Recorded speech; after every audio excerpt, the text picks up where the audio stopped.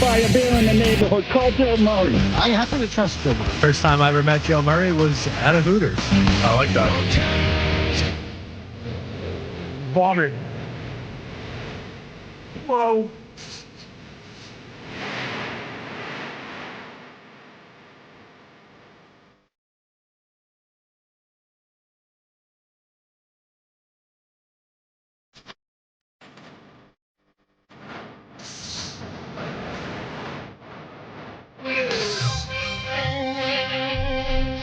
Welcome in 98.5, the Sports Hub of Joe Murray with you tonight until 11 o'clock. Skaz is here as well. We're going to recap everything that you guys missed throughout the day today, but also talk about the preseason finale for the New England Patriots. And I did post-game last night, so I am as sharp as a tack when it comes to this. I flushed it all out last night. I thought about it today. I even heard worse things today than the display that we saw from the Patriots offensive line last night. You know, I've done a lot of that here. I try not to be the, this is how you play the offensive line thing, but do they know? Like, do they know? And I'm sure this is probably something that not a lot of people lead a show off with. Offensive line talk, it's a complete bore. But it's the number one concern with the New England Patriots. And I would just like to remind you all that the Pats have had multiple seasons to address this issue. They've had multiple drafts to address this issue. Now, you could say, well, Joe, they've drafted guys. They're not working. They haven't worked. Their best lineman is someone that they hit on in the 6th round, who, by the way, can no longer play tackle anymore. They now have to move him back inside because, it would make a lot of sense to keep him at tackle. Did you see the tackles yesterday? We'll hit on the offensive line. But it's been one of the biggest problems for this team for years, and I already did my winners and losers of the preseason. I actually have the offensive line as the number 2 loser. The number 2 loser. I'll tell you who number 1 is coming up in just a little bit. But let's set the table. Again, the phone number here is 617-779-0985. We have a buffet of topics to discuss. And you can join us on YouTube as well. What's up, YouTube fam? You just go to youtube.com and then 98.5 The Sports Hub. And then I usually use the remote, the Comcast remote. You just hit the speaker. YouTube, 98.5 The Sports Hub. Boom. And then the television goes right to YouTube, 98.5 The Sports Hub. And there you go. You'll see me on there right now. It's as easy as that. So thanks for hanging out. I already see 41 people in there already. Wow. Baba Ganoush is in there. J. Buck Ryan. Smitty is in there as well. What's up, Smitty? So got a crew in there. Went over the best and worst of the preseason. I got a worst for you. And there's nobody who is worse this offseason than one Gerard Mayo. I've said it over and over. I tweeted out the photo of the orange juice today. Gerard Mayo last night, I did post-game. Alex Barth was here. I did post-game last night, and I'll tell you this. He said on the air, Drake Maye is our second best quarterback. He said it in a post-game interview. We can play the audio if you want to hear it. Then this morning around 9 a.m., Drake has outplayed Jacoby Brissett. What is it, bro? You're talking out of both sides of your mouth, and you've been doing it all off season long. And I got a list. I got receipts. We'll do that later on in the show. But the man who said it's a true competition, and I would say at this current point, Drake has outplayed Jacoby. Now we have to take the time and full body of work going way back to the spring and the beginning of training camp, and we'll see where we end up. Gerard Mayo says one thing, and then he says another. Mayo also said Alex Van Pelt and Elliott Wolf still feel confident about their plan for rookie quarterback Drake Maye. So what's the plan? Was the plan for him to be the better quarterback heading into week 1? Because that's exactly who he is. We came into the preseason with a plan for Drake. He's the number 3 overall pick, so you know the expectations are high and the pressure from him. I get it. We get it. Here's what happened. Last night's game changed my opinion on their approach. It probably shouldn't for most people. And in reality, I have said this for months. Skaz has put it in print and in writing. Stop telling me Drake Maye is not ready to play football in the NFL. Stop telling me.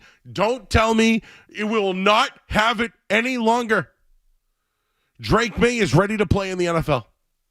He'll have to work on his snaps, and he'll have to work on his snap counts and reading more pressures and all that, because that's what rookies do. But it's always been the Patriots who aren't ready. It's always been the Patriots who aren't ready. Always. They don't have an offensive line. I'm not even going to talk about the receivers anymore. They don't have an offensive line. We'll get to that in a minute here. The biggest loser of this offseason has been Gerard Mayo. I don't even know if it's his own fault. The guy is in over his head. He's saying multiple things. Maybe he's saying what we all want. Maybe he's saying the things as, what are we doing here with this Brissett guy? So I almost want to give him the benefit of the doubt, because it's the Crafts who thought this guy could take over for Bill Belichick. It's the Crafts who thought this was the next guy. So as much as I want to get on Gerard Mayo and how terrible of an offseason he had, and the burning cash, and the competition, and he's our second best, to today he's won, I don't know what to believe from the guy anymore. I don't know if he can coach. He's barely ever called plays in his life. But he's had a horrible preseason. Horrible. And he's got probably one of the easiest decisions to make this preseason. Going into week 1, he has one of the easiest decisions to make. I don't know if he'll be able to make it. And you might think the easy decision is starting Drake Maye. That's not it. The easiest decision is Jacoby Brissett starting week 1 for the future of the franchise. Short term, they are screwed. Long term, the Patriots have the right guy in Drake Maye. They have the right quarterback who can probably play now, but because the team isn't ready for him, he won't and he shouldn't. I know some fans don't want to hear that, but when you have an offensive line like this that can't even get lined up, you're best off protecting this kid at least for a few weeks. Do I think he can play today? Absolutely. Do I think he won the battle? Yep. Do I think he should be a guy who can play day 1? I absolutely do. But with this Patriots group, you're sending them to the Wolves. That's why Jacoby Brissett got $8 million. And I'll get into the Brissett injury because we need to talk about that coming up, but the offensive line is the number one concern on this team. All the talk of Drake Maye playing and starting, they are not ready for this. They don't have 5 guys that can play week 1 right now. They don't have 5 guys that can play. They don't. Maybe the waiver wire will help. I don't know. But here they are again, taking steps back on their offensive line. And you'll hear a lot of spin about the approach for Drake Maye. You'll hear the spin about, well, we really like the 5 guys that we have. The team always has wanted to take it slow with Drake Maye. The coach preached competition. And it looks like Drake Maye has won that competition, and he's won the battle. And who would have thought Jacoby Brissett would have got hurt in the final preseason game? And I don't really know what happened there. There's a lot there we can get into. They've always had a plan. They never upgraded the line. All new coaches on the staff don't know what they're doing. They can't snap a football or line up correctly. And Gerard Mayo has had a horrible offseason. What do you tell the players now? That the best guy who won the competition isn't going to play? Oh, this is going to be a interesting next 2 weeks of football for the Patriots. And I'm curious how the players respond. There was always a plan. And the coach, I believe, has no clue what he's saying. But his decision is so easy. And his first decision with the New England Patriots behind that terrible offensive line, you start Jacoby Brissett. You may not like it, but it's the easiest decision. Because you know what? Let's say he goes out and plays the rookie, and he looks bad, and he stinks, and he can't do it. Everyone will point to who if Drake Maye plays and struggles and doesn't succeed? Gerard Mayo. 617-779-0985. We're here until 11 o'clock tonight. We're on YouTube as well. Skaz is here. We'll get his thoughts from the weekend as well. But the biggest winner of the preseason, no doubt about it, was Drake Maye. We'll tell you about his night last night and the situation he was thrown into. We'll get into all that coming up next. I'm Joe Murray here on 98.5 The Sports Hub. Don't go anywhere. There's more Joe Murray.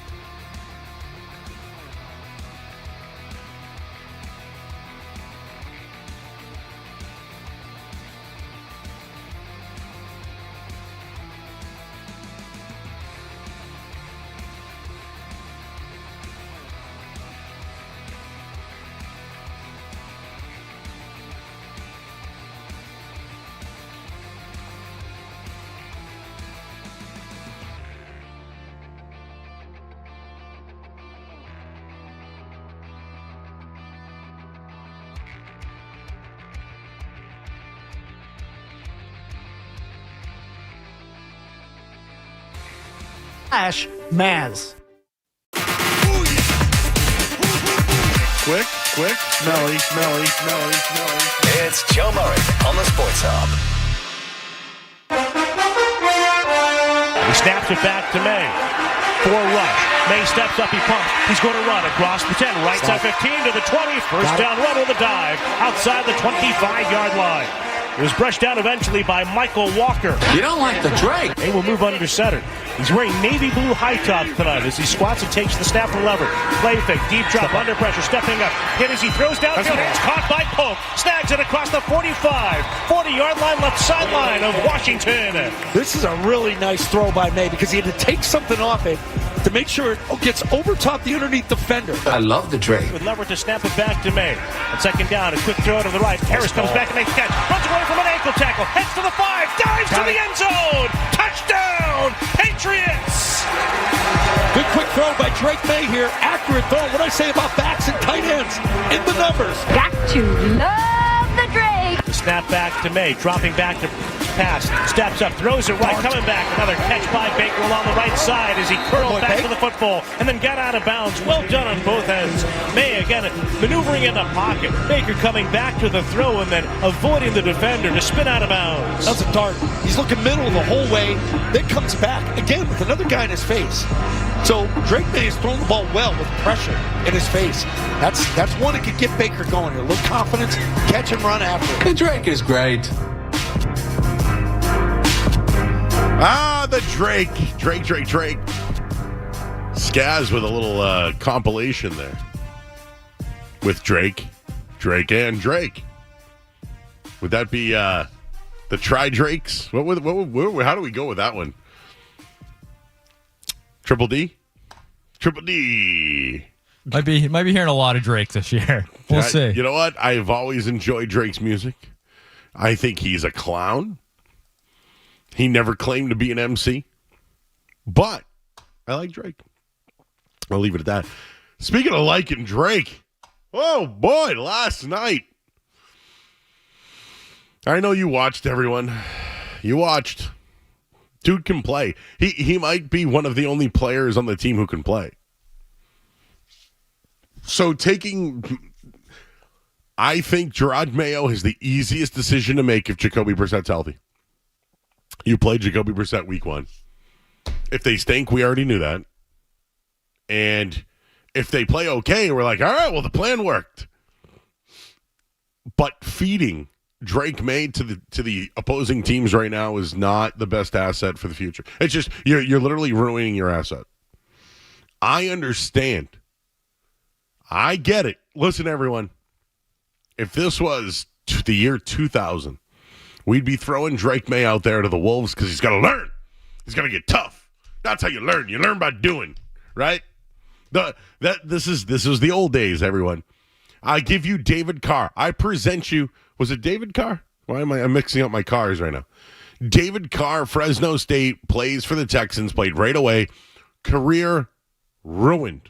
Thrown to the Wolves. They should have got some Steve Berline type old ass quarterback. Kerry Collins. I don't know. I'm trying to think of an old quarterback from that era. But they should have had someone just go out there, run the offense, look like an NFL club, take a beating, and then eventually Carr takes over. That's what should have happened. I hate to use the Texans expansion reference, but the Patriots right now are like an expansion team. That's where they're at. They have a quarterback coach, an offensive line coach. They have all these guys that are new. How about the new offensive coordinator, the new head coach? Everything is new. So they might as well be an expansion team. So I'm going to talk to you like David Carr, and I'm going to talk to you like Drake Maye. The offensive line is horrible. Horrible. Do you know who they missed? They missed Lowe. Like, who would have thought that? Who would have thought that the Patriots would have missed Vidarian Lowe? But they did. Do you know what Vidarian Lowe does? He keeps his center of gravity. He stays low. He doesn't stay 6 feet in the backfield. He is what he is. He's a developing young 6th-round pick that got cut loose from somewhere else, and the Patriots are working with him. And he does kind of suck, but you know what? He's progressing, he's getting better, and he's the best option they have at left tackle. Chuks Okorafor has played in the league. The guy can play. I'm going to give him that. He can play. but he doesn't want to play left tackle. He doesn't want to play left tackle. He wants to play right tackle. The media pressures the Patriots to move Onwenu to right tackle. I do it too, so I'm guilty of this. But even last night, he set up differently. He after the game, he goes, I don't know what they're talking about. He goes, I was lining myself up. I think Onwenu is really good, but you know what? Put him back in guard. Just do it. Get it over with. Just put Cora for it right tackle, Verdarian Lowe at left tackle. Now you got to figure out what you're going to do at guard. City Sal left last night. He left in a walking boot. He had a bad night. The whole line had a really bad night. Just think about this, everyone. This was the first time this new coaching staff, new team. I'm calling them an expansion team, damn it, Skaz. I wish I talked about this earlier in the year. I wish I could have called them an expansion team a long time ago. This is who they are now. They're an expansion team. First time on the road all off-season long, or all season long. Right? They had their first road game. They went to Washington. It wasn't a long trip, right? Everyone gets out there. They're shook. The line doesn't know what to do. Offsides, illegal formations, stepping on quarterback shoes. It was horrible, horrendous. Not to mention, it was on national television. Embarrassed once again, the Crafts get. Embarrassed. That was an embarrassing effort. That was as bad as that Chiefs game years ago where Tom Brady played and they had Jordan Devy. It was that kind of bad. And they have a lot of things they got to figure out on that offensive line. But it's all I can talk about at this point is how bad the line is. But the biggest winner of the preseason, and I see you guys line up on the phone lines. I'll get to you in a minute here. Drake Maye was the biggest winner of the preseason. Passing, he went 21 to 34, 192 yards, a touchdown, no interceptions. He rushed 7 times for 32 yards and a touchdown. He was the best quarterback that they had. He won the quarterback battle. If you want to talk about competition, Drake Maye won the quarterback battle. But in reality, it shouldn't change your approach. Shouldn't change the Patriots' approach. I think we all know he can play. I think he can play now. They're not ready for it. So, if Brissett is hurt, Maye's the starter. He's the second best QB on the roster today. He won the battle. We'll get into Gerard Mayo, who was thrown into the mix. Brissett gets hurt. I don't think anyone expected that. By the way, Skaz, I don't know if you saw the play that Brissett got hurt on. It's Brissett under center. Let me just... we need the chalkboard. You mean the one where Collinsworth was complimenting the offensive line right beforehand? I wish I could play John Madden right now. Okay? But just go with me, everybody.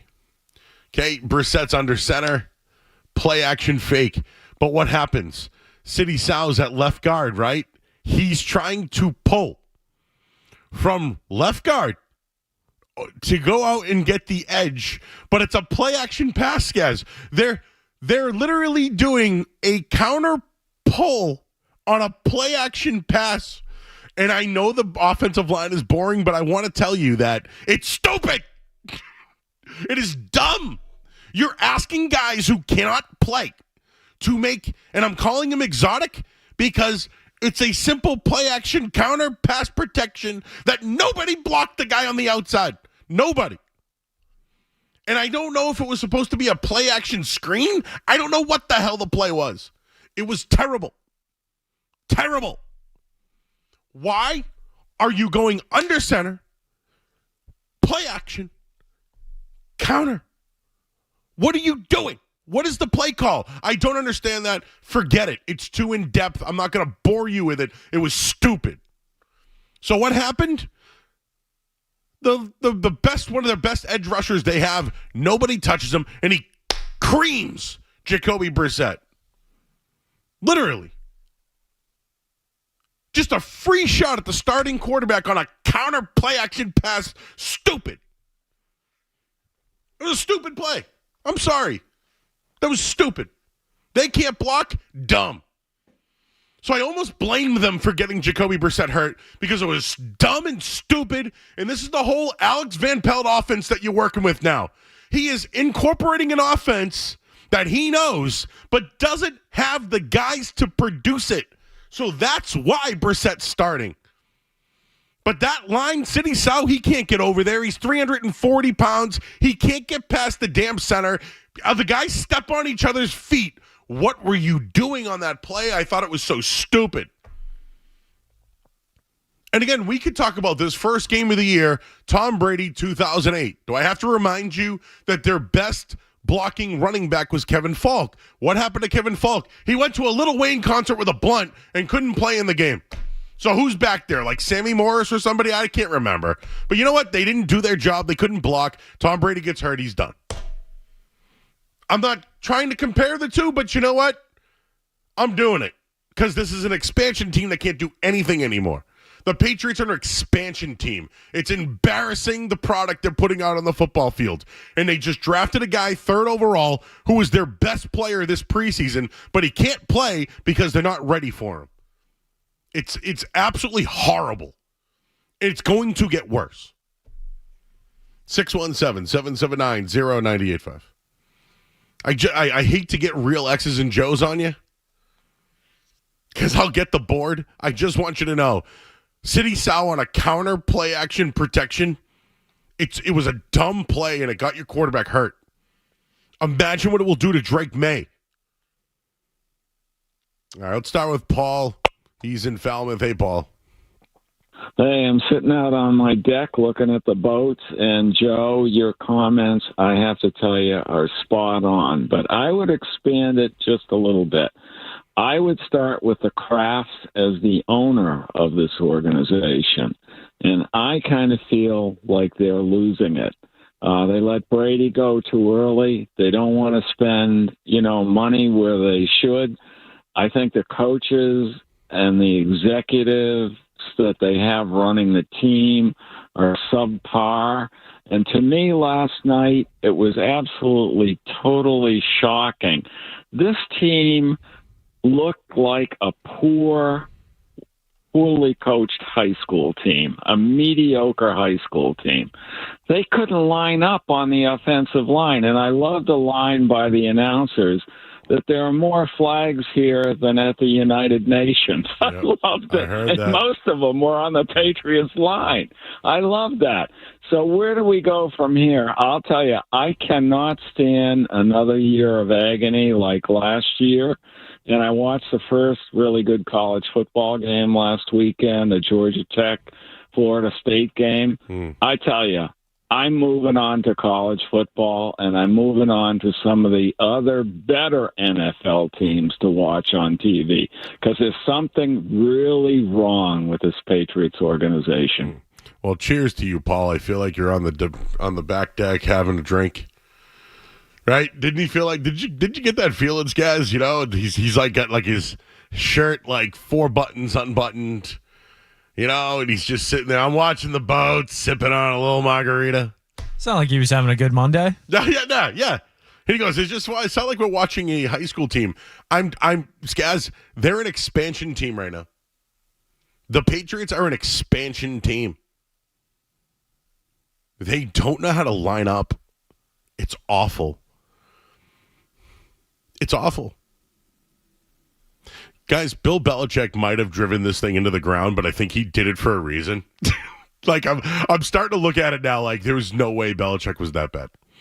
I'm starting to look at it as the Crafts think that they know how to fix this or know.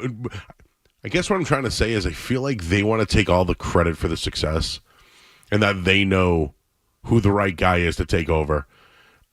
Gerard Mayo, I'm telling you right now, you have the easiest decision to make. It should be your decision. Don't listen to anybody else. Listen to me. Gerard Mayo, listen. Play Jacoby Brissett. If you do it, you're sticking to the plan. If it doesn't work out, we all knew you were going to suck. If you play Drake Maye and something happens, they're going to point to you, bro. You have the easiest decision to make in your career. Play Jacoby Brissett. The fans might boo you for it, but it's the right move for the franchise and for the future. So it sounds like you're taking one for the team anyways, bro. Do the right thing, man. Easiest decision of your life is to play Jacoby Brissett week 1. 617-779-0985. We do have to hit the headlines. I see the phone lines are loaded. I see you, Dan, Ray, Joe, Ethan, John, all you guys. I see the YouTube chat's blowing up as well. We'll get a quick look at the headlines. I'm Joe Murray here on 98.5 The Sports Hub. Sports Hub headlines. All right, Patriots head coach Gerard Mayo spoke to the media today. He said that Drake Maye won the preseason. But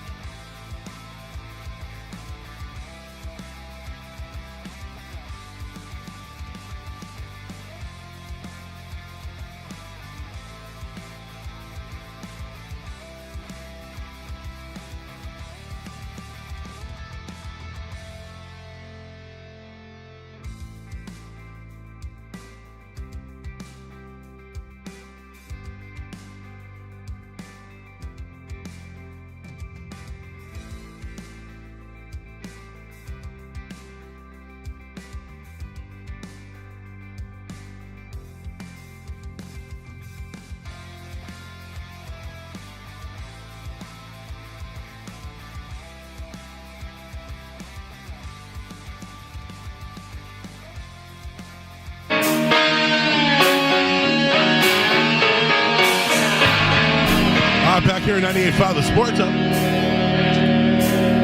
Ooh, the guitar right there is Jerry Cantrell. How's the chair? I got to see Jerry this weekend, along with Candlebox and Bush. It was good. Maybe I'll have a recap on that later on tonight or somewhere on maybe. The phone number here is 617-779-0985. I'm claiming that the Patriots are an expansion team. Put it on a board, digital.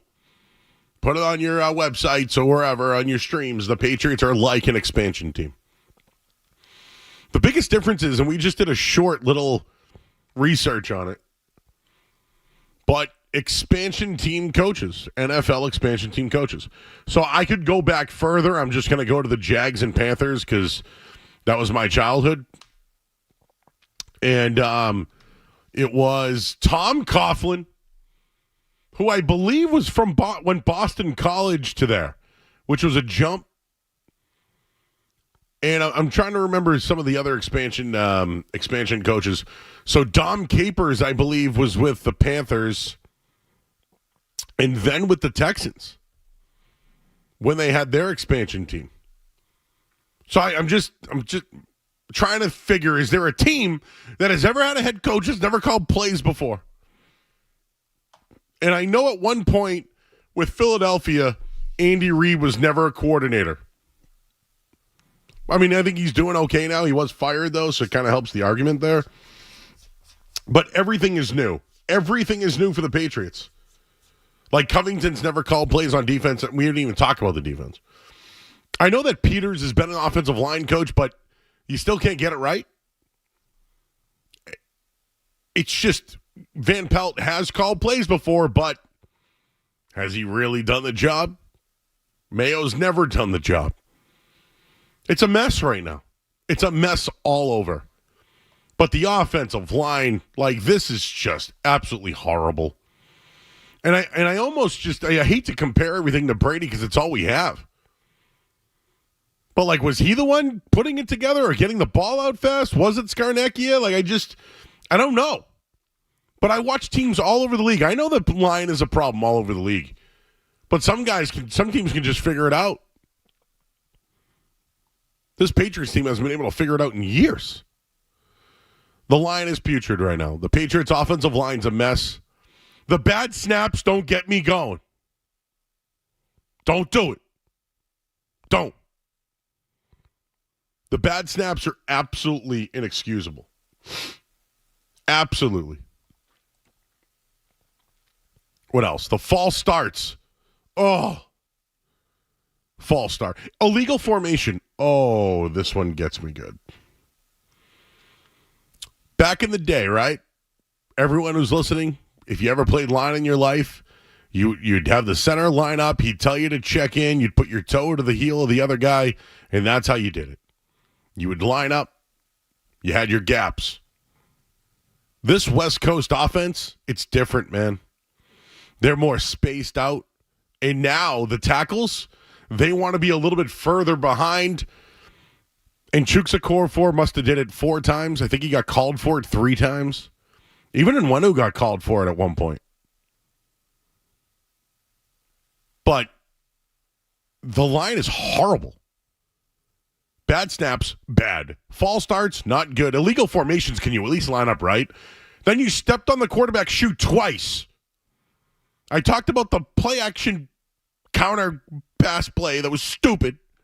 And then you had City Sal run into Layden Robinson, and he got hurt. They gave up sacks, bad snaps, false starts, holding penalties, 3 illegal formation penalties. It was horrible. It was horrible. They look like an expansion team. And I'm sorry for all the guys that are waiting on hold. I think we got disconnected or whatever. We're back now. Let's start with Ethan. He's in Shrewsbury. Hey, Ethan. Hey, what's up, Joe? I got 2 things if you can give me a couple seconds. Cool. One, I want to commend you because everything you said, because I didn't listen to the show on Friday because I was working. I just recently listened to it. Everything you said on Friday on Felger and Matt was reiterated today, and I just think that that's so baffling. So I just wanted to commend you on that. So you're telling me that the things that I said last week that we've been talking about all season long actually happened in the preseason game, and they were evident today? Oh, Joe, you were absolutely right. I don't understand why Felger thought that you were wrong. I just want you to know that we did the same thing when it came to the Celtics, right? Oh yeah, I mean you were right on both. So of them, we just give the facts. Oh yeah, I mean I don't think you've been wrong on the show. Oh well, listen, I've been wrong. Don't get me wrong. I'm not gonna. We can't win them all, but of course. But listen, I have them ranked as the worst team in the league this year. I bet on it. I have them the lowest win total, and we did this in what? When did we bet that? July, June, May? I don't even know. It was way before the offseason started. 100%. I put my house on the Pats being under 4.5 this year. Like I'm not. So my second point was. I agree with you. I think Drake Maye is 100% ready to be an NFL quarterback. But, Joe, we might not get our first win till November 9th. Have you seen the schedule? Our first win might be against the Titans, and I don't even know if we'll win. So let me hold you back on that for a little bit here. There are things. The NFL is a different game, man. I might have mentioned this, but the Bengals, when they play their first home game, they've struggled. They're 1-4 their last 5 years in the Burrow era. So, they have something to prove. Their history shows that the Patriots have played well in their first road games. So, the Seahawks as well. They play very well in their road games. The Patriots struggle in their home games. These are the things that you do have to look at no matter what the teams look like. So, if it comes to spreads, be careful. But in the end, I do think they're going to have the lowest amount of wins in the league. I 100% agree with you. The only thing that I have to say about that is, I honestly don't think Christian Gonzalez has performed to where he has been projected by, all these sources. And, I'm just looking at the wide receiver matchups, and it doesn't look good at all. I'll say that, and Ethan, I appreciate your call, but I'll say this. I haven't seen Gonzalez do anything in a game yet that has me concerned. I guess the one thing that I was concerned about was there was a wide open guy in the Panthers game and he was behind him. The Panthers guy dropped it. But how about this? I talk about just being happy lining up correctly. I at least know that Christian Gonzalez has no fear, along with Jonathan Jones. They have no fear in covering the number one on the other team. So I am of the priority list of concerns. I don't even have Christian Gonzalez on my list. I don't really have the defense on the list. 617-779-0985. John is in Rhode Island. Hey, John. Hey, Joe. First of all, just want to say thanks for getting me through overtime most nights, man. Really appreciate it. Thanks, dude. So I just want to talk about Drake Maye. It passes the eye test. You know what I mean? So, I think he needs to start. I don't really care about the line. And the reason I say that is because look at Cleveland last year. They lost guys like Jack Conklin pretty immediately. But at the end of the year, with competent quarterback play, a competent scheme, they made the playoffs. So, the West Coast offense, it's rhythm, it's timing. And I think those guys just need to know where each other are on every play, and that only comes with reps. You know what I mean? Yeah, listen, dude. I think Drake Maye is the guy, and I think he should play right now, but if this was another team besides the New England Patriots, he'd be playing. That's all I can tell you right now. They can't send him out there, dude. And I know I brought up the car analogy, but that dude was ruined playing for the Texans. It ruined his career. The Pats can't afford to do it. But I don't know, man. Did the line look so bad with Drake Maye out there? The snaps were bad. The illegal formations are bad. The false starts are bad. But did they get off their blocks? Yeah. Did they run the ball well? Yeah, they did. Did they give him time? They did. So I almost feel like he can kind of overcompensate some of their struggles. I think he can too, because look at the rollout when Cora was not lined up correctly. Yeah. That gets him away from pressure. It gets him looking down the field, and that's his talent. That's what he was drafted for. So I just think if truly we care about winning, screw the line. Drake Maye's the guy to go for. Yeah, and I'll just say this: I don't know how to evaluate Gerard Mayo. I don't right now, but he is talking out of both sides of his mouth. But a lot of his talk has been competition. Maybe he does want Drake Maye, but the organization's like, dude, we can't do it. Yeah, I wish I had the answer. Honestly, I mean, like, there was a reason Bill Belichick only told us what he thought we needed to know, I guess. You know what I mean? Oh, I miss those days, man, already. We'll hear from Bill Belichick coming up in a little bit. Skaz, I miss the Bill Belichick days where he just went up there and he goes, yep, he's doing a good job. Yep. Well, the other teams, offensive line's going to would not take much away from a preseason game.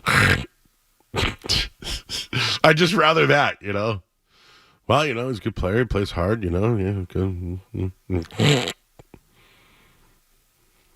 It was better. It gave us nothing. And I loved it. Now it's like, does Mayo want him to play? What's the team want to do? Does Mayo have any pull at all? Is Elliott Wolf making decisions? What's this guy, Alex Van Pelt, doing? I don't know anything right now. That's why it's easy to do a radio show, because I can just use all their words against them. Nobody had a worse offseason than Gerard Mayo. Nobody. All right, we're here until 11 o'clock tonight, 617-779-0985. The Red Sox are on. I was going to talk about them, but is it worth it? Probably not. We'll have more coming up next. I'm Joe Murray here on 98.5 The Sports Hub. More Joe Murray coming up on The Sports Hub.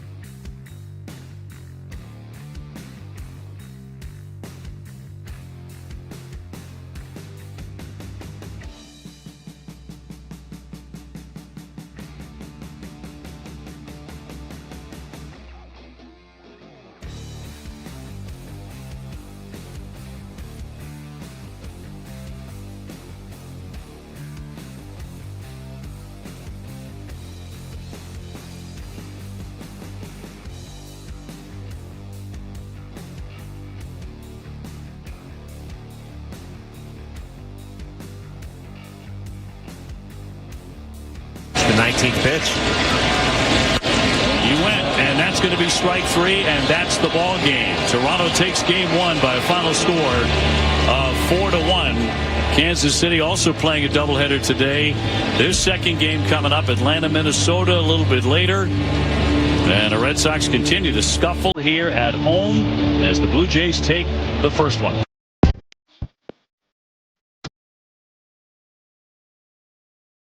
All right, back here, 98.5 The Sports Hub. We'll get into more Patriots. I just wanted to talk about the Red Sox real quick, who,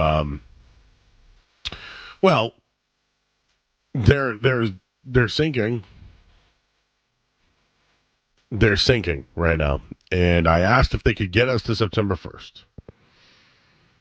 So they have a shot today to make it up for they already lost the doubleheader, the first game of the doubleheader. So at least if they win the second game, they get you look at a sweep. Oh, you hear that, Skaz? Came out. I was talking in the chat about how I almost got gas station chicken fingers today, but I held off. I just didn't know. Didn't know if it was something I could trust or not, so I stayed away from it. Just like the Red Sox, I can't trust right now. I can't figure them out. I wondered if they could get us to September 1st. They can't, but some things happened this weekend. How about Rafael Devers, youngest player ever to hit 200 home runs? I mean, that's a pretty good milestone. 200 home runs, youngest Red Sox ever to do it. And, Rafael Devers is like the quietest superstar. Can you think of another more quiet superstar, Skaz? I mean, I know the language barrier might have something to do with it, but I don't know if I could think of Tim Duncan really never spoke, but I don't think they're on the same level or anything like that. Bergeron was pretty quiet. Yeah, Bergeron was quiet. Can you think of any, international players that, I guess Ohtani doesn't really talk either, right? I guess he doesn't really talk. But Jeff Passan had a chance to sit down with Rafael Devers, and they talked about growing up at Fenway and how it feels to be the old man in the clubhouse. And Bobby Witt Jr. is his favorite player to watch. Who would have thought? Oh, Alex Cora is about to get canned. This is where we're at right now, everyone. They've lost, 4 in a row? Lost the first game of a doubleheader. They're arguing balls and strikes. Cora's yelling. Here we go. Come on, ring him. He wants to get rung. Ring him. Oh, he's walking back. Come on, throw the bats out or something. Oh, he's still chirping. Cora went back to his post, and they said play ball. Come on, throw a water bottle or something. Show some frustration. Ooh. Who's 52? He just swore. Is that Willie Abreu? Oh, Willie Abreu got tossed from the game. Okay, so that someone did get tossed. I don't know. I wanted Cora to get. Maybe I wanted to throw water bottles on the field. What would you do, Skaz? Wouldn't that be great if you could just get ejected every once in a while from your job with no real repercussions? You still show up the next day, no issues, but every once in a while you just wanted to get tossed. You get tossed. I don't know why, but the first thing that came to my mind was taking off my belt. I'm let's have a strap match or something. I don't know why that happened. The best one will always be Tuca, just losing his mind, throwing everything on the ice. Oh, okay, you want to make a bet? He's going to get tossed. Yeah. I was going to say, what inning? Dude, we're in the third. Do you think he's out by the fifth? Over, under. Over, under 3.5? That's where we're at right now. Oh, well. Unfortunately, they had a shot, and they have blown it. It's themselves who've blown it. Last night, I'm watching. Why was Sims in the ninth inning last night? He gave up a home run, and it's easy to say, oh, look at this guy. It didn't work out. But it's why is he in there in a 3-run game? I don't know, man. I don't think Cora has done a great job with the pitching. As far as, but again, what's he working with? Oh, Mike Trout, very quiet, someone said. But he's always hurt this time of year. So I wouldn't know anything about Mike Trout after he never really makes it to September 1st either. All right, we'll continue the Patriots conversation. We'll get you the headlines, and I just wanted to go over some of the things that have been said this offseason for the Patriots, because I think this was one of the worst off seasons they ever had. And remember, last year was bad. We'll tell you what they said this offseason, and we'll talk to Doug Kyed as well, coming up at 8:20 tonight. No commercials here, just the headlines. I'm Joe Murray here on the Sports Hub. From the Town Fair Tire Studios, the Patriots. Into the end zone! Here. Touchdown for the Patriots! WBC FM and HD Boston 98.5, the Sports Hub, a Beasley Media Group station. Sports Hub headlines. All right, Red Sox up 1-0 right now. Second game of a doubleheader. Tristan Casas, an RBI single. Get the Sox on the board 1-0. They did get swept over the weekend by Arizona. Patriots coach Mayo today said that Drake Maye was the best quarterback in the preseason. They also released 14 players today. No one really of note.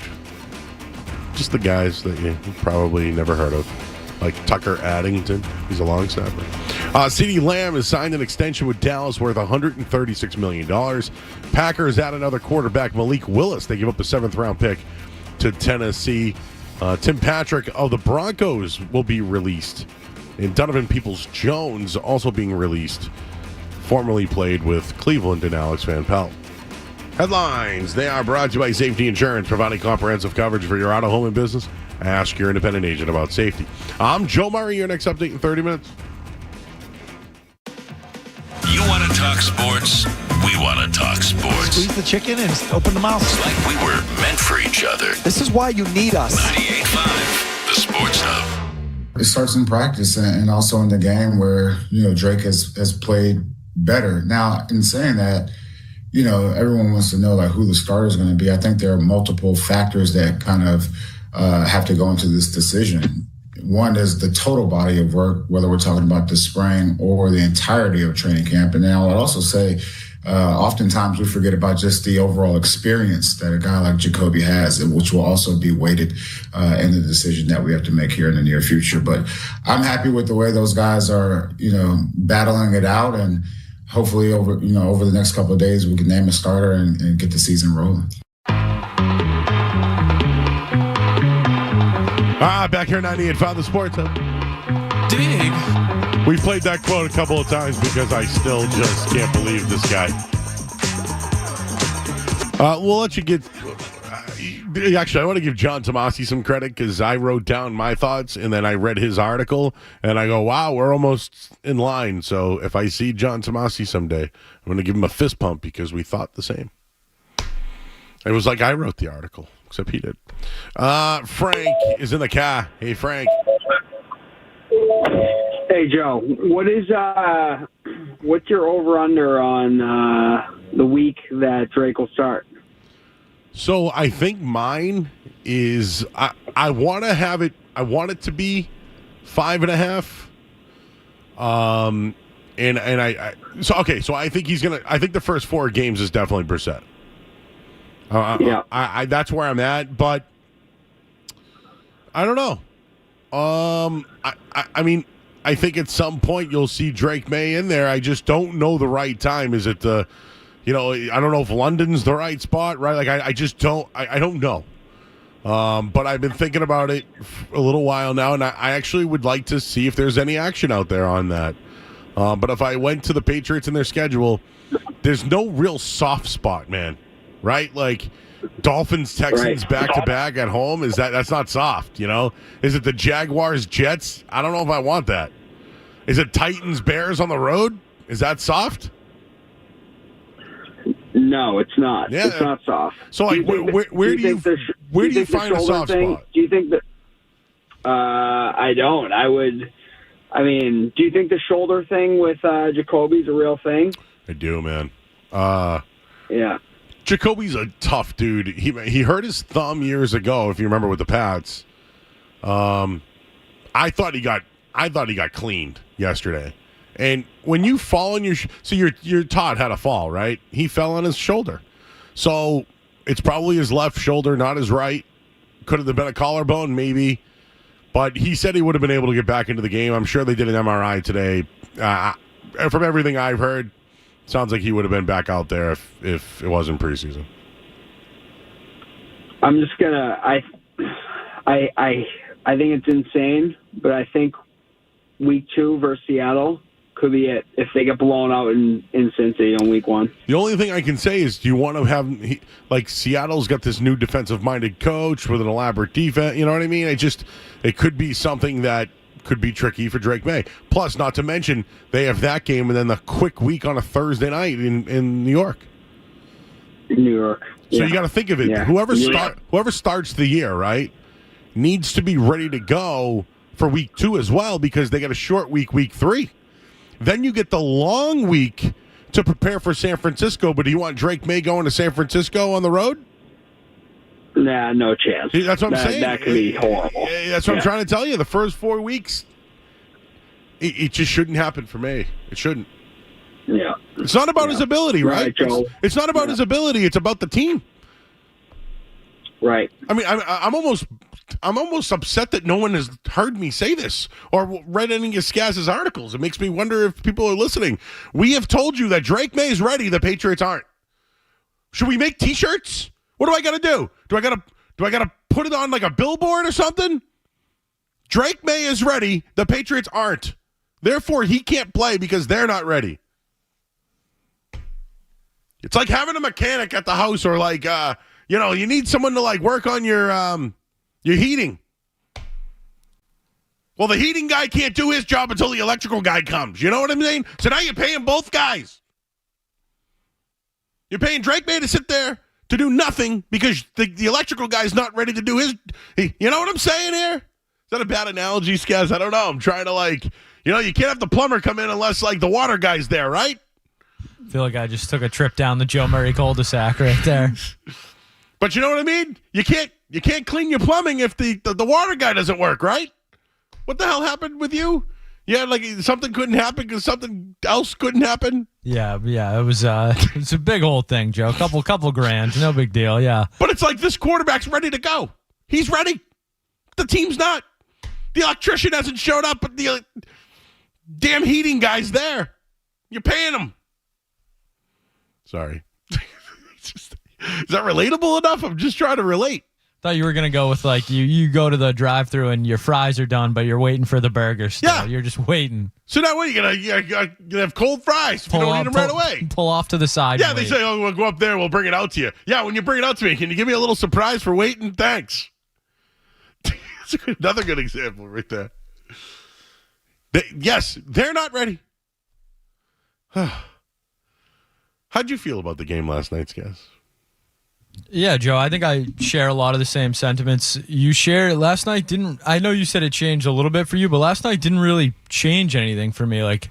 The line is terrible. We knew the line was terrible. Drake Maye looked good because he is pretty good at football. Not a shock if you paid attention, but he's not. It's not about him. It's about the Patriots offensive line. That first play from scrimmage last night is exactly why I don't want Drake Maye to play. And, maybe that's more of an indictment on Jacoby Brissett that you're willing to kind of sacrifice him than it is an endorsement of Maye. But I don't see the upside or the reward for starting Drake Maye this season with this team. I just don't think the risk outweighs the reward. And like you said, looking at that early season schedule, I don't want to see Drake Maye until after San Francisco. And maybe that's playing it too cautious, playing it safe, but with the roster they have and what we've seen from the offensive line so far, the investment, the future of the franchise is believed to be Drake Maye. Why take the risk? What is the reward with that risk? That you maybe hang around with the Bengals, you maybe win 1 or 2 more games? I just don't see it. And for the people that are like, well, it didn't damage Joe Burrow, you don't know that. Once you get hurt, it changes everything. Your timing is different. You're more likely to get hurt again. It's just I just don't see it. It affected him last offseason. Remember the coach put him in a random golf cart ride? And we're like, what the hell's going on there? Yeah, and they took their time with him coming back, rightfully as they should. But if Drake Maye goes out there and gets hurt year 1, you're just setting everything back again. No, do you know who they blame? Mayo. This is what I'm saying. I don't know what pull Mayo has. In a way, I don't know this, but I feel like Mayo, who wants to win right away, I think he knows Drake Maye is the best quarterback they have. But he also knows that, like, they can't feed that kid to the wolves. So the easiest decision for Gerard Mayo is to play Jacoby Brissett. It's easy. It's easy. Because here's the deal. Like you said, Skaz, if they suck, we already knew that, right? We already know what Jacoby Brissett is. Short term, the Pats have a huge problem. Long term, I don't think so. Just go get some linemen and some receivers. Spend some money. Now you're back in it. Not this year, though. Fortunately, not this year. Like, this is exactly what I expected as a Patriots fan this offseason. I expected Drake Maye to flash in the preseason because he's athletic, because he has a strong arm, and I expected them to still go with Jacoby Brissett because the team is not that good, and the upside for starting Drake Maye now is minimal. Some guy just wrote to me, well, now you got me pissed off about my house, Joe, and the Pats. House is perfectly fine right now, but now you got me thinking about it. But yeah, that's happened to me before. Randomly, I had a dishwasher guy at my house. Joe, you're getting random already? Yeah, I know. It's 8:11. But, okay, so I bought a new dishwasher, right? Well, the place that I bought it from told me that they would remove the old one. When they came to the house, they were like, we don't do that. I said, I paid for that. They don't do that. So I had to call my plumber to take it out and then call them to bring the dishwasher back. So I was paying a plumber and I already paid for the removal. It's the same thing going on with the Patriots. They drafted the kid high, number 3 overall, because he's good and he's ready to go. But they aren't. They're going to be paying through the nose for a tackle soon. Paying through the nose for a receiver. While this guy's just sitting there waiting for you guys to get your act together. I don't know, Joe. It's Massachusetts. I don't know if they're gonna fork the money over. Oh, geez, that line. We'll let you know what the hell that was about. May I just share some quotes from the summer? That really got me. And we'll talk to Doug Kyed a little bit. Quote, who said this one, Skaz? We are excited about our offensive line group. That would be Elliott Wolf, I believe. We're still working to find out the correct combination there. I think we have the pieces in place to be able to compete. That was Elliott Wolf, correct. It wasn't a good one, right?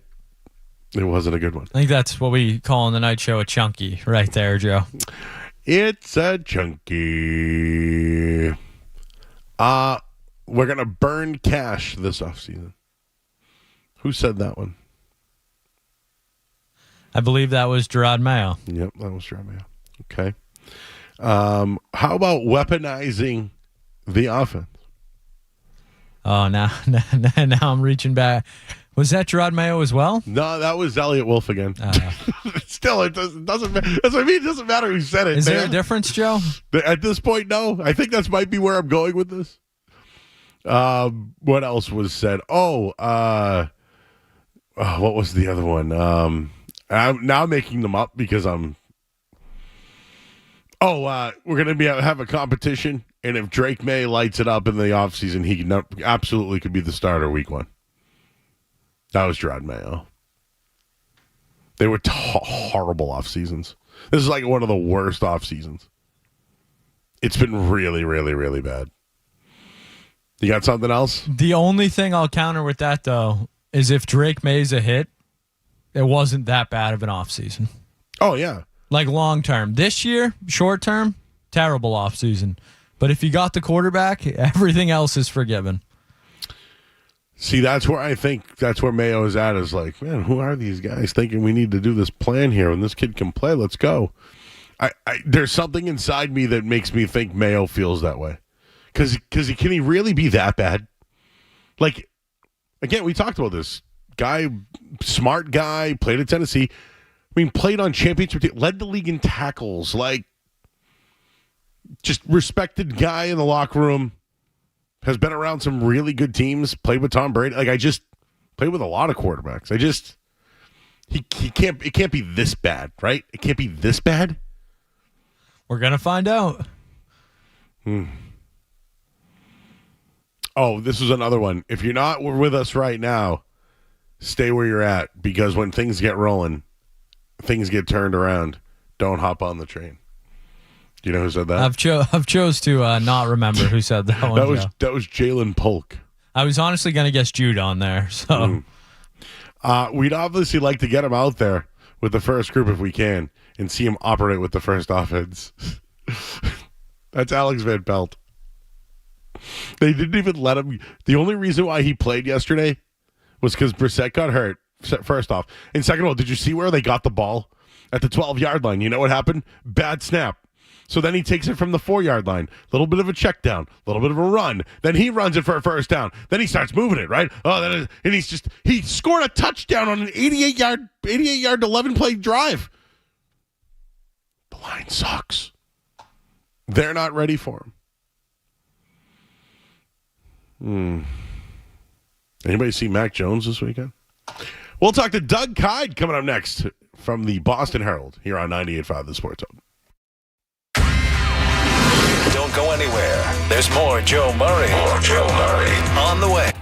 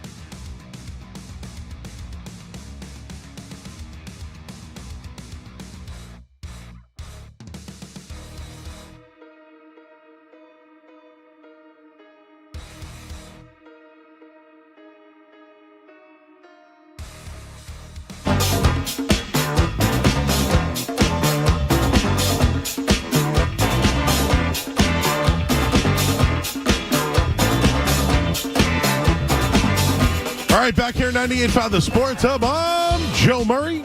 Skaz is here as well. We're the only people in the building. Feel like everyone's gone. Everyone's trying to get as much summer as they can. We're talking Patriots. And I consider them an expansion team the way that they look right now. Let's go to the Volkswagen Dealers Expert Hotline right now. We'll ask Doug Kyed of the Boston Herald. Doug, is it a bad analogy where I call the Patriots an expansion team, and that's literally how they look out there on the football field? Yeah, I'd say from the on-field product, that's probably fair. I'm wondering if they'll have as much fan interest as a expansion team usually does, though. Oh, yeah, like maybe they should have changed the logo this year or their jersey or something like that, right? Yeah, just try to make everyone believe it's a different team. Like, yeah, say that they're the Foxborough Patriots or something now. Yeah. Or like those old starter jackets. I had the Jaguars Panthers when they were the expansion teams, and I think I like the Rockies and Marlins when they were expansion in baseball. Yeah, those were sweet. The San Jose Sharks. I think I had a San Jose Sharks jacket when I was a kid. Yep. I think them and the Ottawa Senators were the expand. Oh, and then the Mighty Ducks came out. Oh, jeez. Of course. Now we're going down a rabbit hole. But all right. So I'll start out by asking you, what did you think of Drake Maye's performance last night? I thought it was really promising. I think that there's a lot of reasons for optimism in the future.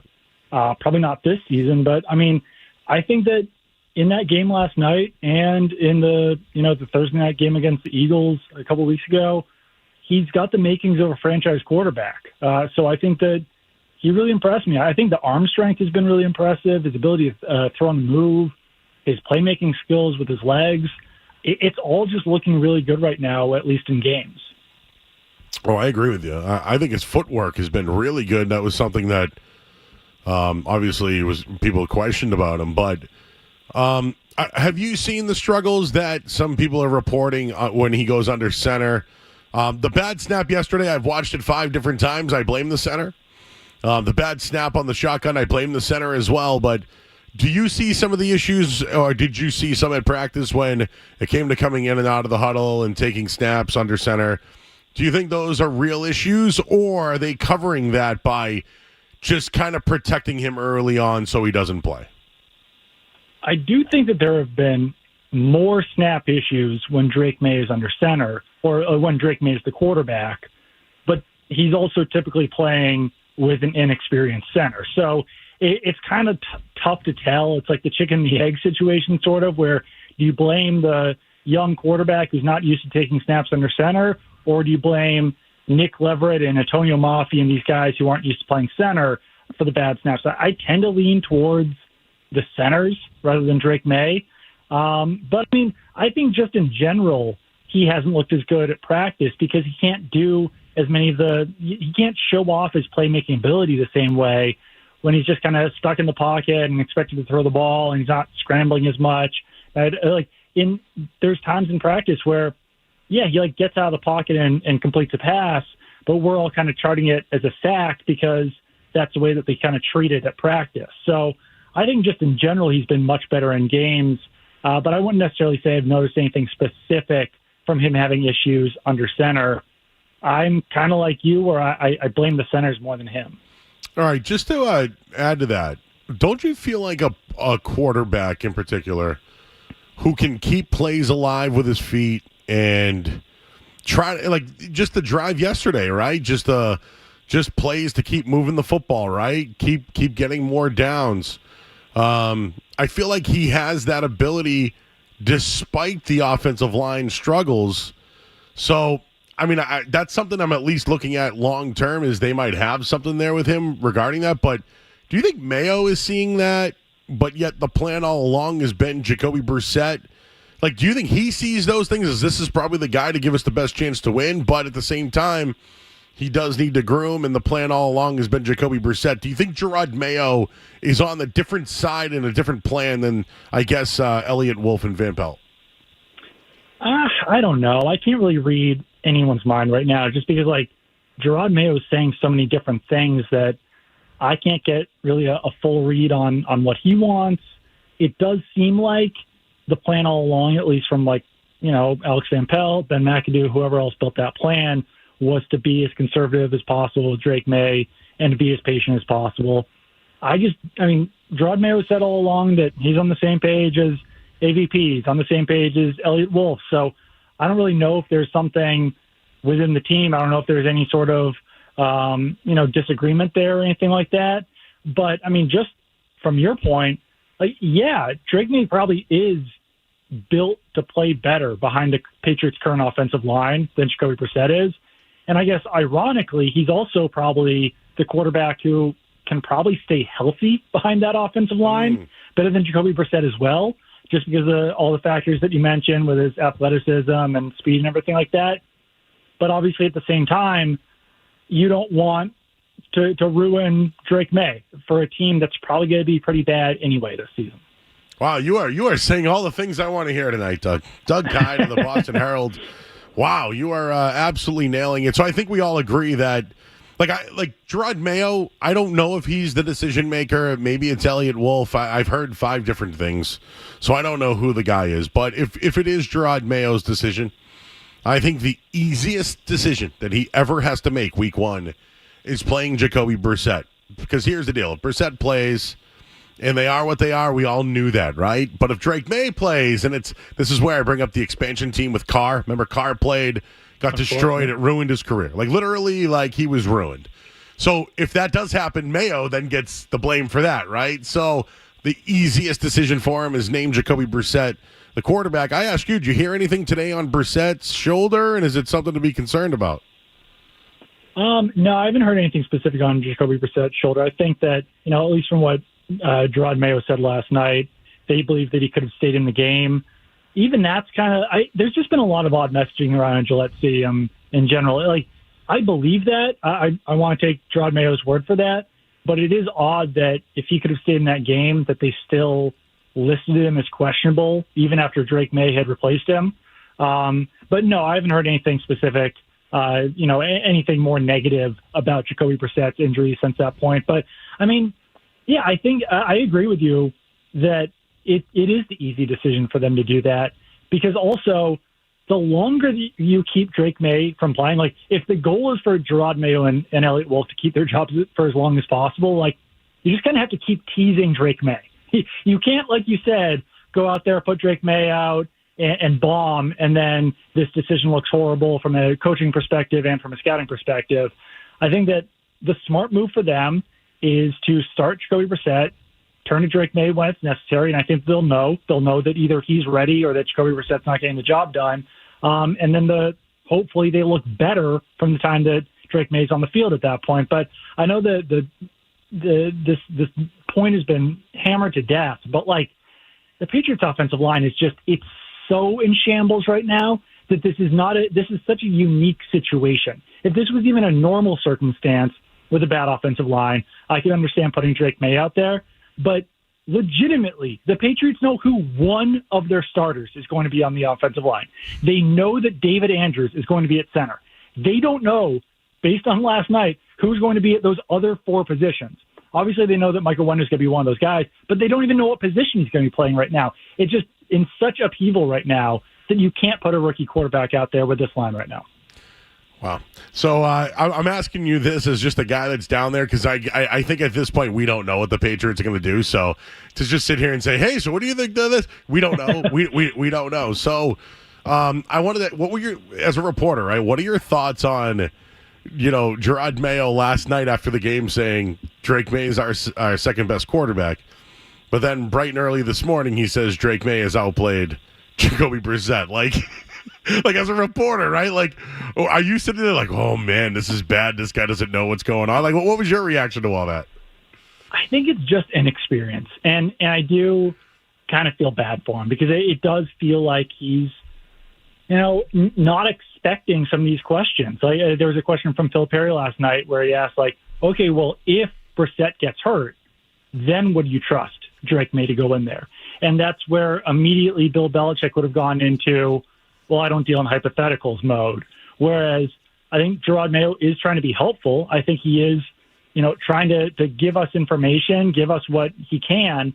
But that's just one of those situations where you're dealing with a guy in Bill Belichick who's been a head coach and holding these press conferences for 30 years, and Gerard Mayo really only spoke to us as a linebackers coach like once every 4 weeks or so. So there's just going to be questions like that catch him off guard. I think the other factor here is that we as media and fans and everyone around the team is so used to that guy being Bill Belichick and being so experienced and having the answer to every question that it's amplified now when Gerard Mayo doesn't have those answers. Because I'm sure that if we were covering a team that's had 5 head coaches in 10 years, I don't think we'd be making as big of a deal about these moments where Gerard Mayo seems to be kind of talking out both sides of his mouth because we'd probably be used to it. But when we're the guy that we're comparing him to was the master of this, it's just always going to make it look worse with how Gerard Mayo is going to be answering these questions. Yeah, I think he's the biggest loser of the preseason, and I'm not sure if it's his fault.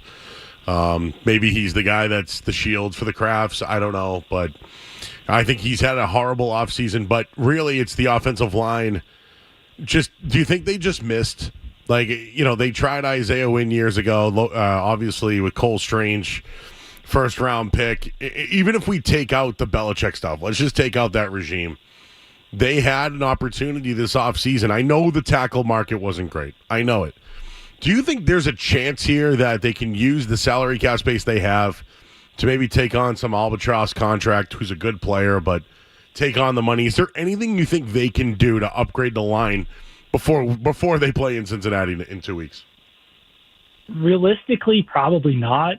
I think that they took swings hoping that Chukwuma Okorafor and Caden Wallace could play left tackle. They seem to give up on both of those pretty quickly by putting Vidarian Lowe out there. I think they just knew that, hey, realistically, we're not going to be competitive this year anyway. And we'll do what we can on the offensive line. We'll re-sign our own guys. We'll get the guys who want to play here back. And then at that point, they didn't want to overspend because they want to be able to use that money for players that they actually do like, that they do want to keep around. They're building a team, not just acquiring talent. I think they really, truly feel that way. And now they'll probably have $100 million or whatever it is next offseason to really, throw money at people or, draft another left tackle and throw money at a wide receiver or trade for a guy like the Brandon Ayuk or the CeeDee Lamb or whoever it is next year who wants to be traded because he wants a new contract and his team doesn't want to give it to him. They'll have the money to make all those moves. I think they can make a huge splash next offseason with all the cap space that they have. I just think realistically they did what they could, but they didn't want to make any of those big moves and regret the money that they were spending. I think they just want to spend it the right way. All right. Do you have a prediction of what the offensive line will look like in week 1? My guess at this point is that they would go back to it's just tough because Vidarian Lowe and City Sow are both hurt right now. If those guys are healthy, I'd probably say Lowe at left tackle, Sow at left guard, David Andrews at center, Michael Wenu at right guard, and then Chukwuma Okorafor at right tackle. That's just kind of a guess based on what we saw for so long and based on the fact that when they tried something out different yesterday, it completely bombed. So, I don't know if they're going to have a lot of confidence to go back to what they trotted out there yesterday when Okorafor kept lining up way off the line of scrimmage, probably because he didn't feel a lot of confidence himself as a left tackle because he didn't get enough snaps playing it this summer. Man, I cannot remember the Patricia year was bad, right? Remember they tried to do that 49ers outside run scheme. It didn't work. Oh yeah. It's just like you. How many of these have you been through now? How many offensive line coaches have you been through? Clem last year, right? Peters this year. You were obviously there for Scarnecchia, but it's been Scarnecchia, Patricia, then what's his name? Googs. The guy in 2014, Goose. Yeah. Yep. It's been bad. That was funny too. In 2014, Goose was trying to do an offensive line rotation. I don't know if you remember that. Yeah. Where he was trying to, reinvent the wheel out there by having a rotation of different offensive line, and people are like, "This is insane." There's a reason why no one rotates on the offensive line. It's because they need chemistry and they need to gel. And they did get rid of that idea, I think, about halfway through the season. But yeah, it feels like every time they bring in a new offensive line coach who's not Dante Scarnecchia, it's a disaster. I got one more for you. Do you think the Alex Van Pelt offense, the one that he's putting into place, is all right? So again, back in the day when we played line, right? We were toe to heel, right? That's how you played, and you check in. This like West Coast offense that they're doing, it's a little bit more spread out, the offensive linemen, so like the gaps are bigger. And I get why maybe Okorafor is a little bit further back because, he wants that extra step, and he's also a leaner. A lot of guys lean when they're tackles. But do you just think that, like, they should get out of that West Coast offensive line move and try to go back to maybe getting a little bit tighter in there? Is there any way that they would consider that? Probably not at this point. I mean, they've gone all summer doing their own thing, so I think they kind of have to sink or swim with it at this point anyway. Ugh. It truly is just about, I guess, finding that right combination. Or, I mean, like, the thing that makes me laugh, and I tweeted about this today, is since March, they brought up, we've got the third waiver wire claim. So, like, and they keep touting this. They're like, we're third on the waiver wire. Who's going to be available on the waiver wire? Like, you can't find a starting left tackle on the waiver wire. You might be able to find a backup center or, like, a guy who can potentially compete like Vidarian Lowe did last year, but, like, you don't replace a free agent signing or a trade with the third claim on the waiver wire. It's made me laugh ever since they brought it up back in March. And, like, I tried to ignore it as long as possible. But now when they keep bringing it up and being like, maybe we could find a starting tackle or guard on the waiver wire, it's like, guys, stop. That's not reality. You don't. If you find a starting tackle on the waiver wire, you're probably going to be very bad. And I agree with you. But I'm almost wondering if there's, like, right now they're in a good spot where if it's like, hey, you guys need a lineman. We want to play this young kid.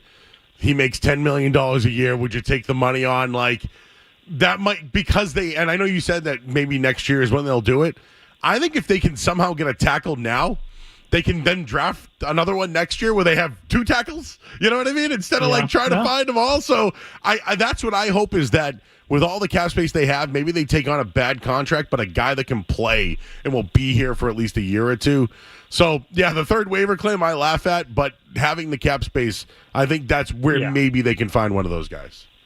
Yeah, I'm not sure who exactly that would be, but yeah, if there is like a guy making like $10, $15 million, the team is just like, this isn't working out, whatever it is, then that would be a decent use of their money because then they could at least play their rookie quarterback and see what they have in him and, maybe sell some concessions this season because if they don't and it's going to be Jacoby Brissett and it's going to be ugly, like I think that fans are going to lose interest pretty quickly this season too. All right, any surprise cuts in your opinion?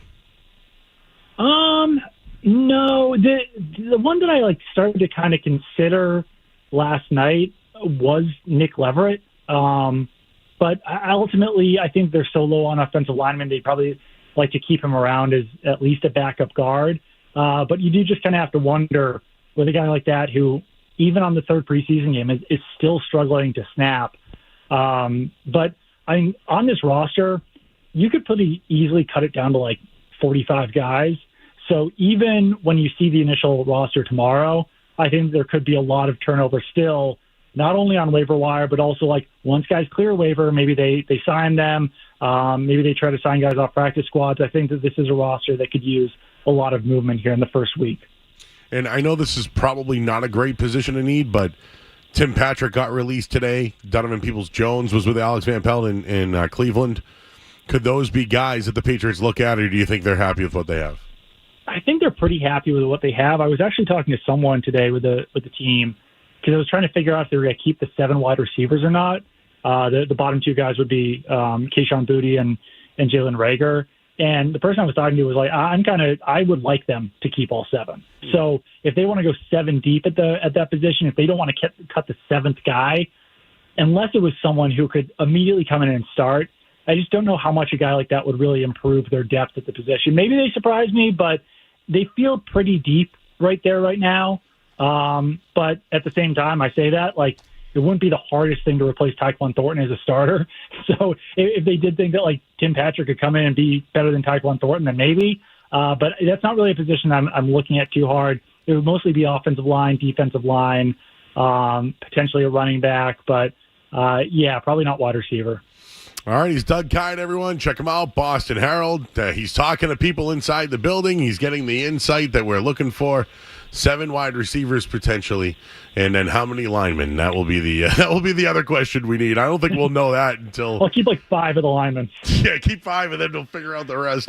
We're on to Cincinnati's Doug Kyed. Doug, appreciate it, man. Enjoy your holiday weekend, and we'll catch up when the season starts. Absolutely. Sounds great. You got it. He's Doug Kyed. Everyone check out his work over at the Boston Herald. Does an excellent job for them there. We'll get a quick look at the headlines. We'll tell you the Red Sox score. It's not good, I'll tell you that. Now in headlines. Sports Hub headlines. All right, Red Sox trailing 5-1 right now, and there's a long, deep fly ball in right field, way back, caught. 5-1, and they lost earlier today, 4-1. So that's 9 runs in one day.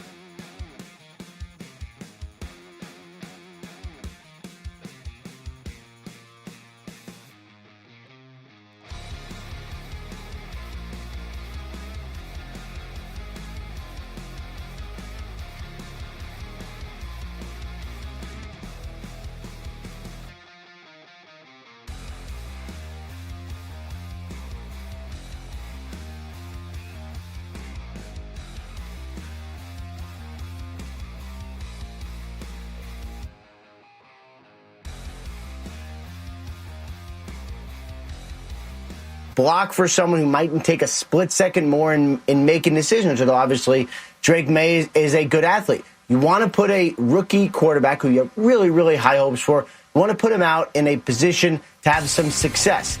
Is this Patriots team right now in a position to have success? The answer is, I have no idea. But I don't know that anyone else does either because it's the preseason. There's so many questions.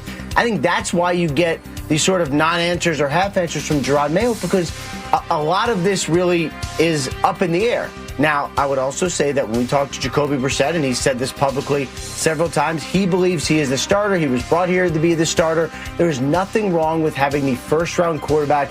Just take a deep breath and wait. And I would finally add this, Mike. Everything we have seen from Drake Maye the last couple weeks, the Patriots have been excited about him all camp. I know there was some sort of narrative, like they have been excited about him all camp. It's just a matter of when he actually gets out there.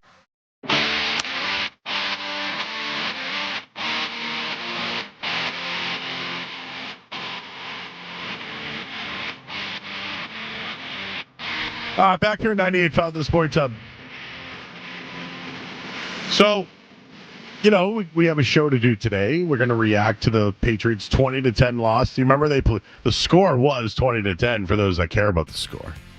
They were 7-point favorites. So if you took Washington as an underdog, you cashola, baby. Even Ian Rappaport doesn't know. Nobody knows the trouble the Pats are in. Nobody knows. Because nobody knows. I asked Doug Kyed 3 questions, and I go, all right, dude, I'm not going to ask you anything anymore because nobody knows. It's true. Nobody knows. Who do you think the best 5 are, Joe? Man, I just don't know. What do you think they do at receiver? Well, I talked to someone today who told me they're going to keep 7, so they're going to keep 7. All right, great. Thank you for giving me some inside information. It's great. Doug's great. I love Doug. Always welcome on the night show. Excellent job. But it is funny. Like we bring guests on because they're there and they're down there, but we could sit right here and tell you the same things. You don't need to go down there. Ian Rappaport doesn't know. I'll make this easy for you, Gerard Mayo. Gerard, you call in this show. Call into this show. You know? Call it at night. You know, because if you go on in the morning, your words get twisted all throughout the day. If you call in tonight, I'll help you out, bro. I'll help you. Here's what you do, Gerard. You tell Elliott Wolf. You tell Van Pelt. Tell Covington. You say, hey, I'm the coach. Jacoby's starting week 1. And you tell it in front of the whole entire team, and everyone goes, yeah! Or everyone in the locker room goes, really? Because it was all about competition, right?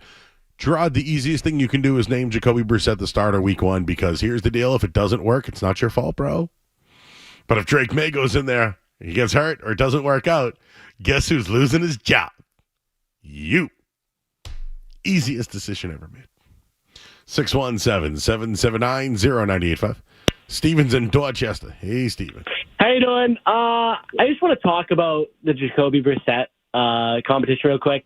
Let's start Brissett. You know, there's no reason to start Maye. We play the hardest schedule 1 through 8. Let's beat up Brissett. There's no reason, because if Maye starts off 1-4, what's there to build off of? What is there to build off of? There's nothing to build off. If we start Brissett, you know, we finish up the first 7 weeks, right? 7 weeks, we maybe get 1 win. And then that's where we can put Maye in, and let's see if we can start something. But besides that, I don't know. What are you thinking here? Because this is outrageous. Oh, well, hey, what was that at the end there? Did he do a dump? Sneaking one in. That was a late dunk. Late breaker. Late breaking dump. I don't even know what he said. I try to listen to the callers, but I'm reading the chat. It's lit tonight, huh? 100 people in there. What are you guys talking about? Oh, you know what we got coming up next? In or out? Do you know that I now, like, my life is looking for things to be in or out about? Welcome to my life, Joe. Every day. Just what? Got to make a list. And then I'm like, oh, I got to use that for a musings. And now I just have like a musings bank. Oh, yeah. I have some musings, too, that are just air frying, as you would say. Yep. Let them in there. All right. Well, I see some people. I don't know who they are. New people in our chat. Again, it's real easy. Just do this on your, if you're at home, right? Just hit your remote. Grab your remote and go. 98.5 The Sports Hub YouTube. And then, boom. Pops right up. You can see me wearing a blue shirt tonight. Skaz is here as well. And next, we have In or Out here on 98.5 The Sports Hub. What's it gonna be, McFly? Are you in or out? More Joe Murray coming up on the Sports Hub.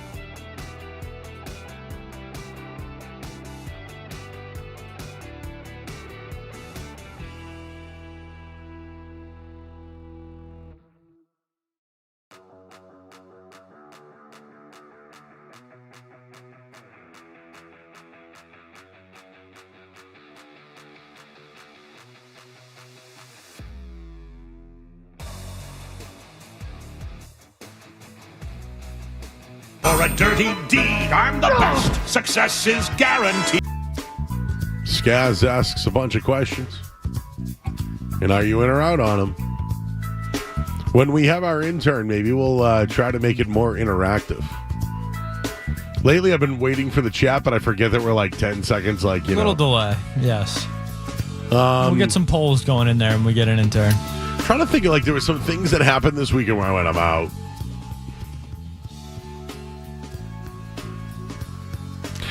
There was I did my card show this weekend. It was packed. Polar Park. Must have been like 5,000 people there, maybe more. It's great. The hobby was bumping, but they had this gate where you could like bring your stuff in, but there was a big box truck blocking everything. I was out. Imagine me wheeling a little dolly up a hill because of big box trucks in my way. Never mind. What do we got now, Skez? All right, Joe. Monday night edition of In or Out. Good to have you back. Only 2 in or outs from Joe Murray this week, tomorrow night. And I believe we may have a guest tomorrow night for In or Out. Yes, I believe the lovely and talented Kendra Middleton. Yeah, so that'll be 2 in or outs in a week for Kendra. Friday. How'd it go Friday? Was there what were the topics on Friday? So I saw you put the Olympic basketball documentary Netflix. Oh, so that was that on Friday. Okay. I'm trying to think of some other. Were you in or out on that one? I was in on it because I want to see how much of a. Yeah, I guess the Tatum thing is pretty interesting, but I feel like we're not going to get anything out of it. It's just going to be like LeBron and Steph. I just wanted the Celtics stuff. Yeah. That's all I want. But I don't think we're going to get that. What, Steve Kerr going to yell politics? Yeah, never mind. No politics on this show. All right, Joe. We'll start with one of the big announcements over the weekend, a show that I never watched. I'm not sure if you watched it, but Ted Lasso is apparently going to return for a 4th season at Apple TV. Jason Sudeikis is expected to come back as Ted Lasso. Joe Murray, are you in or out on the return of Ted Lasso? You ever heard the saying, don't knock it until you try it? I'm out on Ted Lasso. Never seen the show. Never tried to watch it. I just feel like that coach is like now like at award shows and like people think he's like a real life like guy now, and I'm out. Well, it started as a commercial, I think. Like Ted Lasso was literally like created as a character for commercials, and then it was, I guess, so well liked that they made it into a TV show. But I'm just kind of out on the whole idea that like it was 3 seasons, you did it, you wrapped it up, and then because you want to make an easy check, it seems like you're bringing it back. I'm out on that. I am in on this. Give Bachelor, Belichick Bachelor. Give me Bill Belichick Bachelor. Triple B, baby. All right, sorry. I'm in, though. Is he going to call him Sparky? Do you think it'll be as obviously pre-taped as the Brady ones? Sorry, Scratchy. Scratchy. But maybe he'll call him Sparky? Well, you said they pre-taped? Oh, yeah, definitely. Well, remember the Brady one? You could, like, tell that they were editing the questions and the answers in together. Yeah, so... Bill, what do you think of the Patriots and their quarterback situation? Well, Jim, you know me. I was a defensive guy. I let the quarterback kind of do his thing. Oh, please, Triple B's, Bill Belichick Bachelor. Oh yes, you could stream that bad boy. Oh, he'd have young women, older women, middle-aged, you name it. He don't discriminate.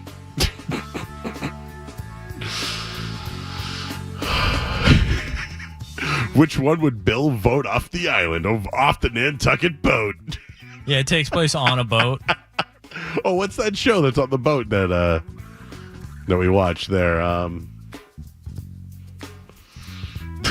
Someone just gonna I didn't realize groaner alerts were a thing in the chat. MOL, moan out loud. GOL. Imagine if he didn't like something, he had an ick and he threw a flag, but he took it out of his sock. I don't know what's going on with that reverb. Hey, dude, we gotta bookmark this one. If coaching fails, he has something to fall back on now. Oh my God. Triple B's. Bill Belichick Bachelor. Joe, there's seriously something wrong with you. Come on. You know you'd watch it. Like Bill had to write a poem. Oh my God, yes. Sorry, keep going. I'm sorry. I gotta write this one down. Bill, maybe I get 500 words out of that one. Bill right. Belichick Bachelor. All right, Joe. More on theme with the Joe Murray Show. We'll head to Hostess for this in or out. Twinkies, Joe, have released a mystery Twinkie flavor. Guess the flavor on the inside of the Twinkie. Joe Murray, are you in or out on mystery Twinkies? In, but am I blindfolded or do I like if I take a bite, will I know? I mean, like would it be you'll be like, able to taste it, Joe? But I mean, yeah. like I'll taste it and I'll be like, oh, that's cheesecake. Yeah, I don't know Or exactly that's exactly what it is. I don't think you need to be blindfolded. Oh, I don't need to be. Maybe that's something Bill Belichick you might see on his show. I don't know. Why did I think blindfold right away? I don't know why. So what's the normal flavor? Just vanilla, cream? Yeah, something like that. So sugar. There could be like a key lime pie version. Seems like the internet seems to think it is pina colada or something like that. Yeah, but how do you taste pina colada? Like, I know the drink. I get it. Okay, I get it. But here on this court, we're down here on this court. Let's just play 3-on-3 and have some fun with it. Because once you start having fun, you start getting back to the basics. Maybe you can blow a whistle. Okay, let everybody stop. This is what we're trying to do. But dude, they needed to just how sometimes you just got to shoot out of a slump. They had to hit their way out of it, man. In on a home run derby. In. I feel like anything you can do to stop a slump. Any kind of rally buster, I am, getting out of a rally, I'm in on all those kind of things. So in. Was this Francona's idea? No, he's done. I don't care. Was it his idea? Yeah, why not? It was Tito. We'll give Tito the credit for that one. Who is the new manager of the Guardians? Guardians. Stephen Vogt. Vogt. I think he was on the. He was on the Rays. Yeah, Rays. I remember him on the Rays. Yeah. He was on the A's and the Rays. Then the A's again. Then the Braves. There's a lot of A's. Anything else, guys, tonight? All right, Joe, we'll wrap up with this one tonight. The Marvel universe has seemingly gotten bigger and bigger with all their, multiverses and nonsense that fans struggle to keep up with. So Marvel has decided to come out with a Marvel Comics for Dummies, which will launch in February 2025. I'm sure you remember they would have everything for dummies back in the day books. But this will condense 85 years of comic books into one book. Joe Murray, are you in or out on Marvel Comics for Dummies? In. You know why? Because I knew enough to be dangerous as a kid. Now I feel like I need an update on it. So I'm in. I think, and plus Marvel's, there's so many different generations of it, right? There's, I feel like knowing the original Superman would probably be good to watch the Superman nowadays, right? Or the Spider-Man stuff from years ago and to now, or the X-Men and how did Logan become this guy? It's like a full-time job trying to keep up with all these TV shows and movies and everything. So yeah, why not make it easier for people to consume your product? I told you, we sent Pasta Joe one night to go watch every single Marvel movie and he left. I forgot about Pasta Joe, but what a run he had. With beefy Frito burritos. I remember that. That guy was hysterical. He couldn't make it. I at least would have been there and fell asleep, How high do you have to be for that? Anyways, that's in or out for tonight. Anything else, guys? That's it? That is going to wrap up a Monday night edition of In or Out.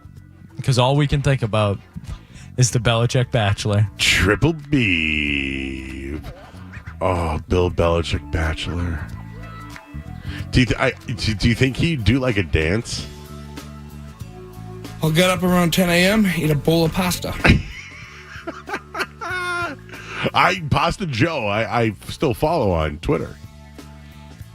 I'm just going to type in Pasta Joe.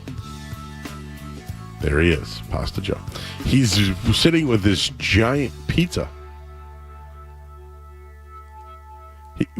Look at, dude.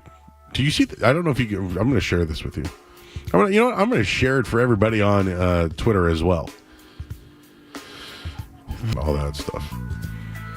So he was in Charlotte, which I don't know how he spelled that. But he had to do the Benny's Challenge. 28 minutes to eat a 28-inch pie. He ate almost... 3 slices remained. That's impressive. Do you know what I would have done, Skess? I would have cut it in half. And I would have folded it. And ate one half at once. Just like one half. And wash it down a little bit. I hope someone cuts that. That 3 seconds right there. And then what I would do is I'd probably cut the other one in half, eat a piece of that, and then like everyone just yell, Joe, Joe, Joe, Joe, and I'll just stuff it right in my face. And then I'd get sick. Someone in our chat with a great take on the Belichick Bachelor. Instead of them turning in their roses at the end of the night, they have to turn in their playbook when Bill votes them off. How to date Bill Belichick? Hand in your playbook at the end of the night. Or you get like a pink slip in your locker or something in the closet. Do you think he steals signs? Or deflates anything?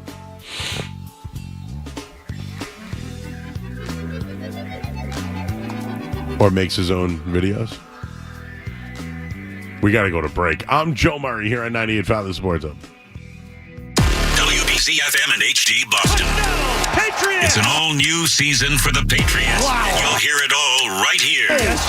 Your home of the past. 98.5 The Sports Hub. Beasley Media Group Station. Sports Hub headlines. All right, Red Sox trailing 5-1 to Toronto right now. It's the second game of a doubleheader. It's the bottom of the 8th inning. Not good. They lost earlier today 4-1, and while they was swept over the weekend by Arizona, it's not going well. Patriots today released 14 players. You wouldn't know the names. CD Lamb has signed an extension with Dallas, $136 million. Packers trade for Malik Willis, gave up a 7th rounder. And what else? Oh, Tim Patrick released from Denver. Donovan Peoples-Jones released from Detroit.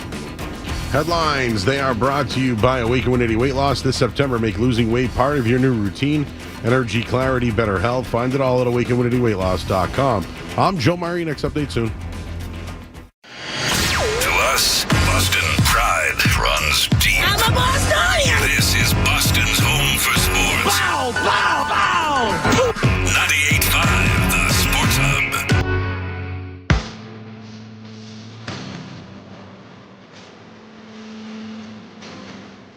All right, back here, 98.5 The Sports Hub. The in or out got a little, I try not to look at the in or outs. Like you send them to me, sometimes I do look. I mean, we could go in blind if you want, Joe. No. I won't send them to you. Is it weird that I thought about going in blind for the mystery Twinkie? Yeah.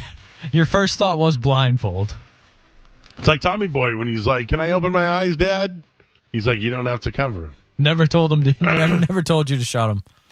And he sees his name on the sign. He goes, "Oh, it's cool. My very own fridge. We could put 6 packs of Coke."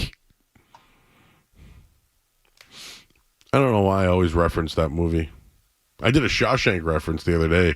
Some guy was like, Hope the Patriots this and hope. And I'm like, hope is a bad thing, bro. Remember Shawshank? Bad thing. Tom G's going to bed. Good night, Tom. Wayno. Chuck Olson's in there. Ryan from Malden is he's a lifer, man, huh? Bill Belichick, Golden Bachelor. Come on down, Bill. Oh, I can't wait. People talk about the Red Sox. David. A lot of people in here tonight. 91 at the moment, and feel free to join us. We try to read the chat. I did want to get into more Patriot stuff. And Bill Belichick did speak, so I think it's worth mentioning some of the things that Belichick said today as well. And who will be the week 1 starter? Speaking of Bill Belichick, why don't we do this on the other side, Skaz? Bill Belichick talked about all sorts of things. We already mentioned his new job. What else has Bill got going on? We'll do that coming up next here on 98.5 The Sports Hub. Don't go anywhere. There's more Joe Murray.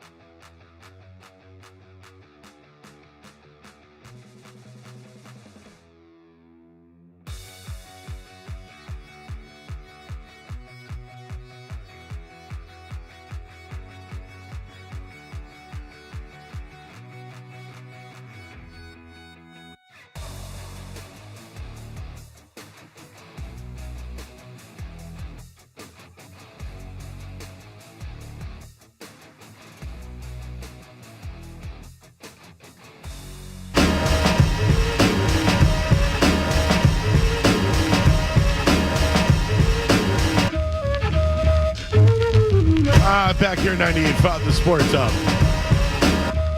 For those just tuning in now, the show is kind of like a drive time show the first 90 minutes, and then it kind of cools off a little bit. This is the cool off point, but I do think that it's worth mentioning. Patriots played their final preseason game last night. I think Mayo was the loser of the preseason. And then today, his comments last night, after the game, Drake Maye is our second best quarterback. Today, he says Drake has outplayed Jacoby. So this guy doesn't know what the hell he's doing. The offensive line's horrible. When Elliott Wolf tells you he's happy with the line, he's a liar. Line sucks. They can't snap. They can't line up right.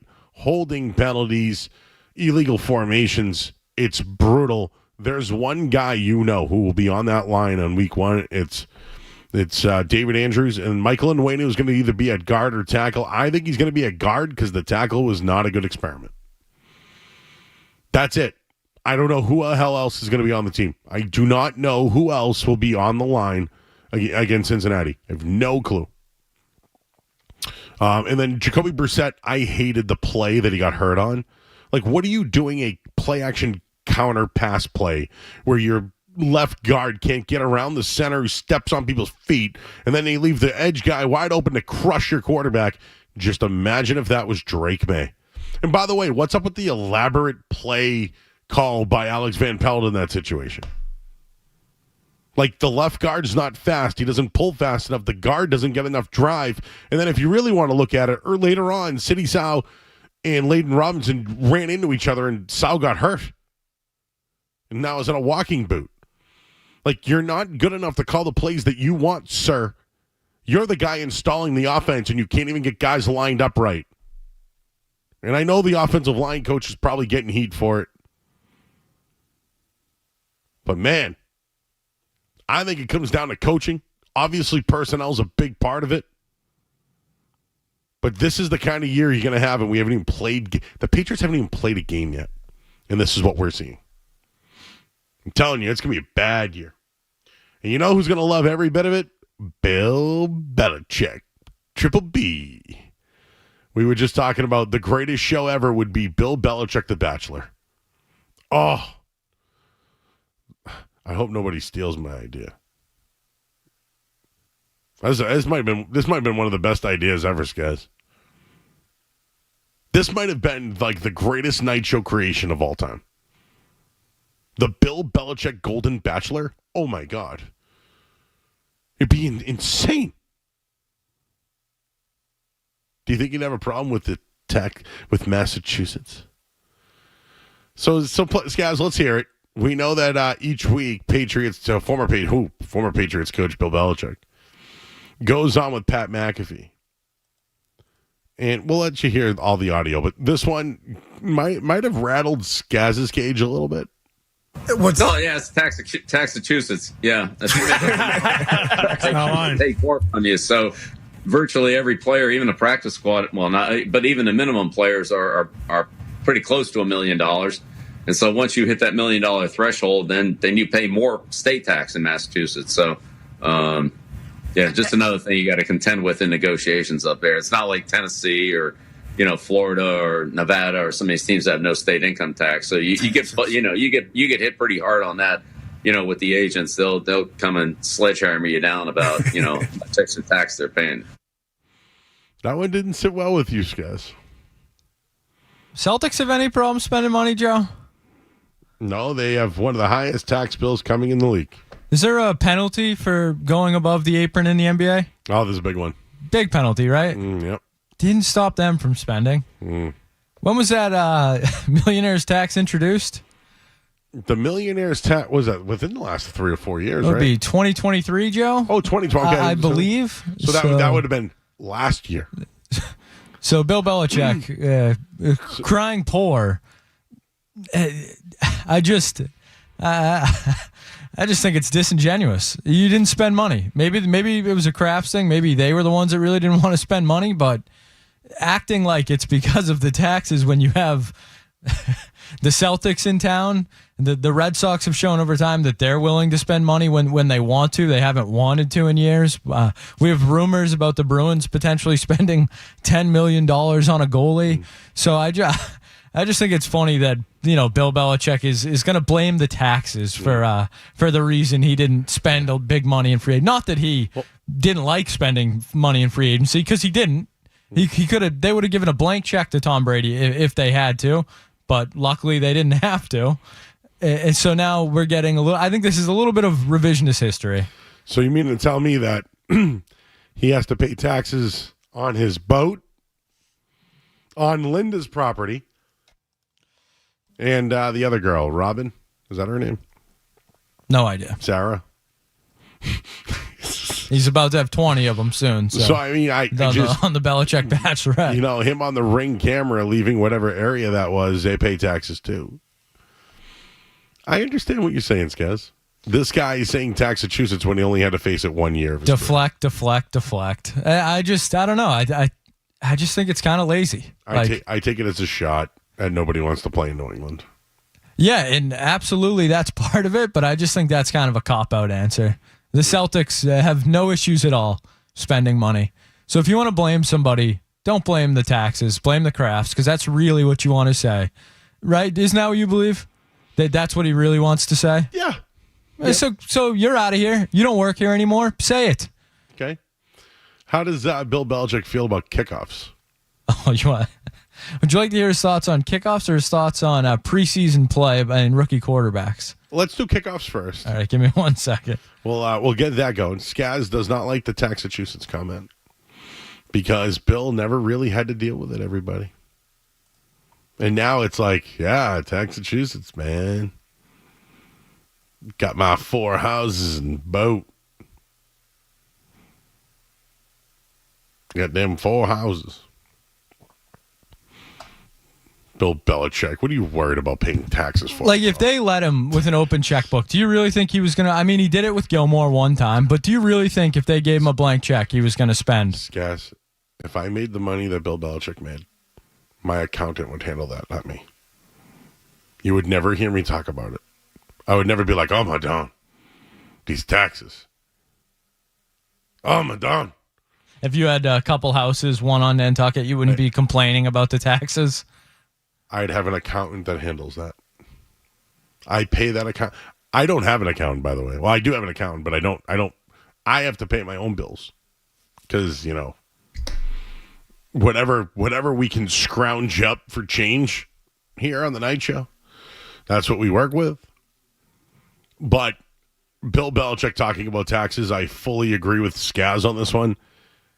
I don't think Bill has at all looked at his checking account.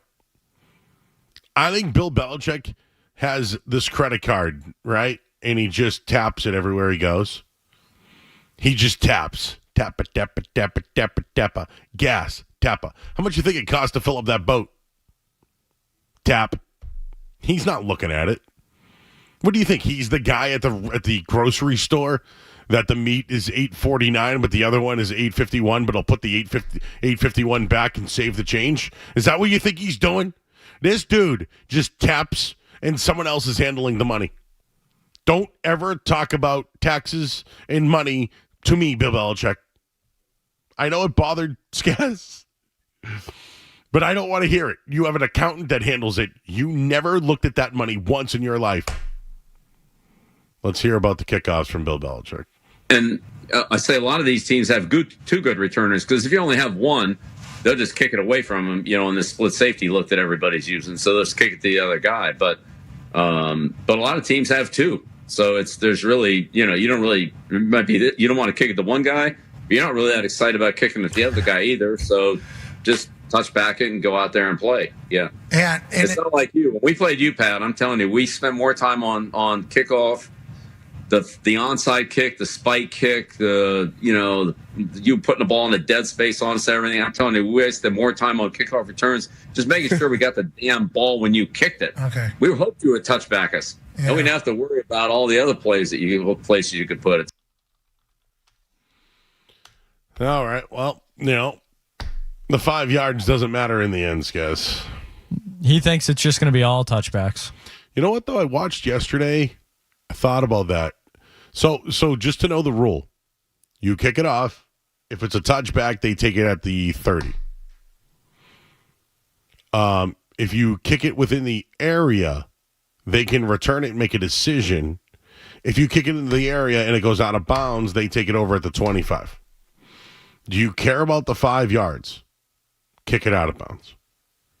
Plus, nobody gets hurt. Kick it out of bounds. Yes, people in the chat. Tap, tap, tap, tap. Yes. And yes, David, yachts cost roughly 10 or 15%. I'm telling you right now, Bill Belichick doesn't sit up at night going over his bills. You guys know what I'm talking about, right? You get all your bills, you open them up, you get that nice little envelope opener, right? You lick your finger and you open up and you go, oh boy, and then you start looking at it and you start reading all these fees, like paperwork fee for the injunction of 1940. What? Ooh, I got a good musings for later. I got to write this one down. Menu charges. That's my teaser on that one. Had a situation this weekend. I'll save it for $9.55. Was someone on the phone just complaining about us? No. Oh, he's just some guy called? Yeah, he was the taxes. He said it'll affect guys that sign for $1 million. Okay, I don't care, bro. The guys who are making $1 million have an account. Again, do you think Bill's up at night with his readers and he's looking at it like, this is what my cable bill is? Also, just if you're worried about the guys that are making $1 million on your football team stinks. Yes. But again, accountants. Biggie Smalls taught me that. Agents. Yes. That's your agent's job. Yes. No need to worry. My accountant handles that. Joe, you mentioned you have something you need to get to at 9:50. I was just told that there was an interesting moment in the third quarter last night on the radio broadcast. I heard it. I heard it live. We might have to revisit in the 10 o'clock hour. Should we do that? Okay, yes. I don't know. You tell me. I've always told you about growing up in the city of Boston. We had Cablevision. If you've heard this story before, I'll make it quick. Cablevision. It was a B trunk for the good stuff. A was like Fox and all that stuff. If you put your television on channel 2 and your cable box on 23 or 24B, you could hear what was going on. But every once in a while, you'd get a scrambled, good little full visual. Or anything after 9 o'clock on Cinemax. You always got a little something there at night. That might have got brought up on the broadcast. And I sources on the ground, I was there. I immediately texted Jeremy and Kevin. Like it was, I pulled over. I was like, you gotta be kidding me. This is going on right now. I pulled over to the side of the road and I texted them. I go, please clip that. It's been clipped, Joe. Jeremy goes, already done. Of course. The great Jeremy Conley. We'll have fun with that one later on tonight. Anything? What else did Bill say? Oh, can we listen to Bill on the young quarterbacks? I don't think he swears, but sometimes on the Pat McAfee show, you never know what these guys say. No, this is. I'm hoping. I believe this has been cleaned up. A little long-winded from Bill here, so here we go. Whenever you have a plan, let's say the plan is we're going to draft somebody with the number 3 overall pick. We're going to bring in a veteran quarterback who's been a starter in numerous places that we have respect for. And then we're going to let the young buck kind of watch, learn, and then inevitably they will become the starter. Then you have a preseason where young buck plays really good. Veteran guy, maybe gets banged up a little bit, but he would be able to make it back into the game. How do you balance, if you're New England, and you were New England, but if you are New England, playing a rookie too early? Are you worried you're going to ruin his confidence? Take me through the mind of what you think is potentially happening there, and then also other places in which it takes place around the NFL on playing somebody too early, or do you baptize them and let them kind of do their thing? Is that kind of the debate that's taking place, you think? Well, I mean, first of all, I don't think you really know how anybody's playing in preseason. I mean, especially at the quarterback position. The schemes are so simple from the other side of the ball, generally speaking. You're running, for the most part, you're running very basic schemes. You're trying to evaluate your players. You're trying to get them to play the good fundamentals that they know how to play. You're not disguising things. You just want your defensive players to be, ready to react and play fast and quickly. And you don't want to put in like 1,000 adjustments against a team who offensively isn't running that much anyway. So most of those games are very basic. When you watch the games, it's 2 or 3 coverages. You see a lot of man-to-man coverage because teams like to evaluate their players and see who can play man-to-man and who can't. And so, look, zone teams play zone. I'm not saying that, but you do things to evaluate your players. I think to come out of preseason and say, oh, this guy's really playing good, or that guy's really playing good, I wouldn't put much stock in that at all. I'd put more stock in what they're doing in practice, and let's see what happens in the first 3 or 4 regular season games when the opponents specifically attack certain players based on what they think they can and can't get on them, and then let's see how they're playing then. Did he even mention the quarterback? I heard defense there. I think he said basically, you don't know anything is kind of what I took away from that.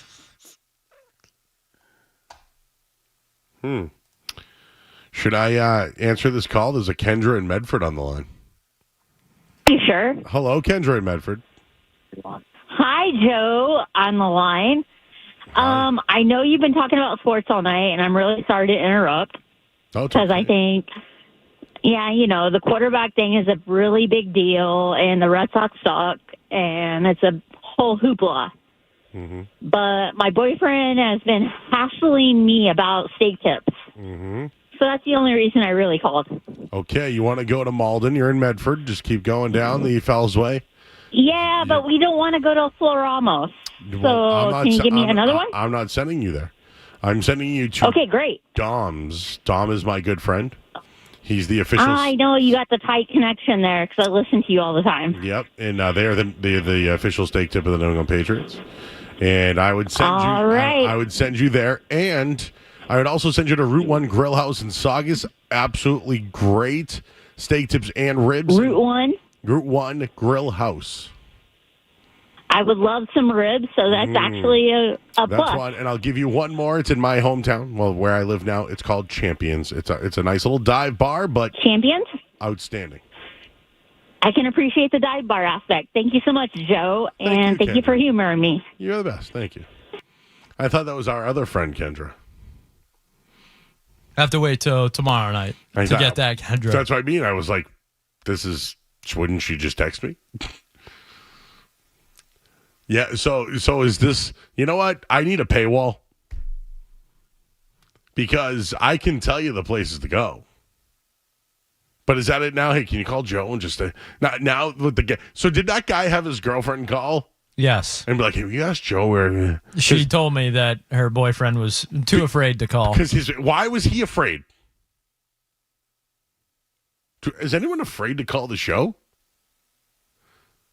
Like when Christina was here, she'd answer the phone, our intern, very pleasantly, right? Hi, how are you? Is that what we need? Do we need like a pleasantry person? No. We don't need a pleasantry person. We need a screener, though. I guess we have one intern starting soon. September. Yeah, we don't know when, but that's the date. September. Maybe we need. By the way, if you can't, we can have interns, but you need to have college credit. So I know a guy if you're looking for that. Just not my decision though. Before you go, hey Joe, my kid, he wants to get into sports radio. He loves it. This would be my advice to you. Don't. Oh, boy, the phone lines are going. 617-779-0985. Hey, you know what? Can we do a little Celtics reminder? There's a little Celtics reminder. We'll do that next after the headlines. Sports Hub headlines. All right, Red Sox are losing 7-3. I'm not going to bother. They're going to get swept in a doubleheader. They got swept over the weekend. It's over.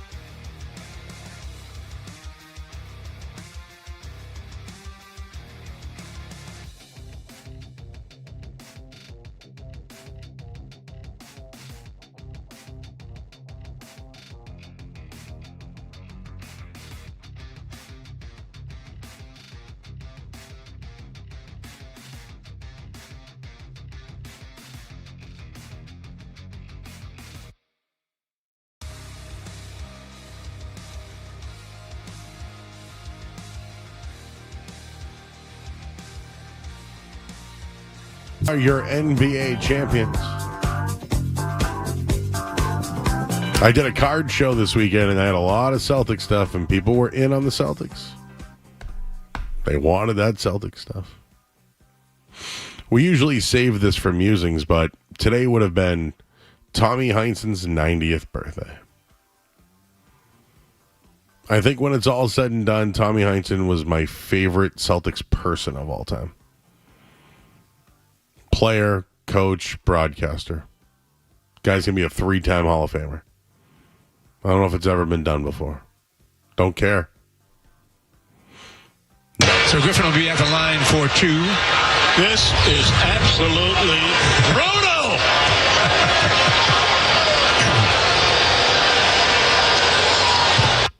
I almost wonder if I was influenced by Tommy. Watch. Good up fake. Blocked by Steamsma. They're going to love this kid. You got to love the steamer. He doesn't have a goatee, and he's got blonde hair, but he's playing like the guy I played with.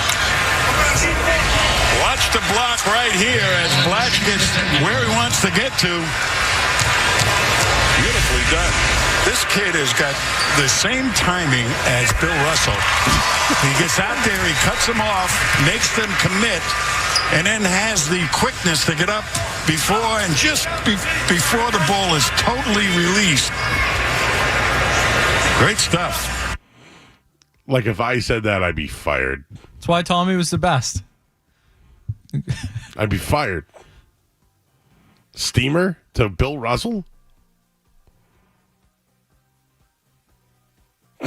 He would have been loving the Joe Show last year. Oh, my God. He would have been calling it. He would have called Felger a puck head. Really hit that P hard just in case. I think he would have said something else. Oh, my God. He would have loved that run last year. Because he loves to run, right? Oh, he would have loved Missoula ball. Oh. Maybe a few too many threes, but he would have loved the pace.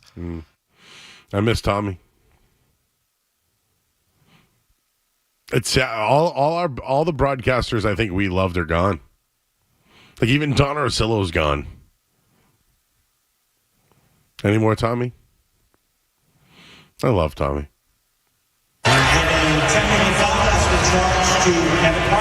now Kevin Garnett has picked up a technical foul, and Kevin Garnett's been tossed out of the game.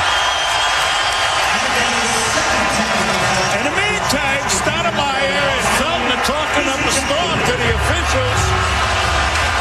This is stupid.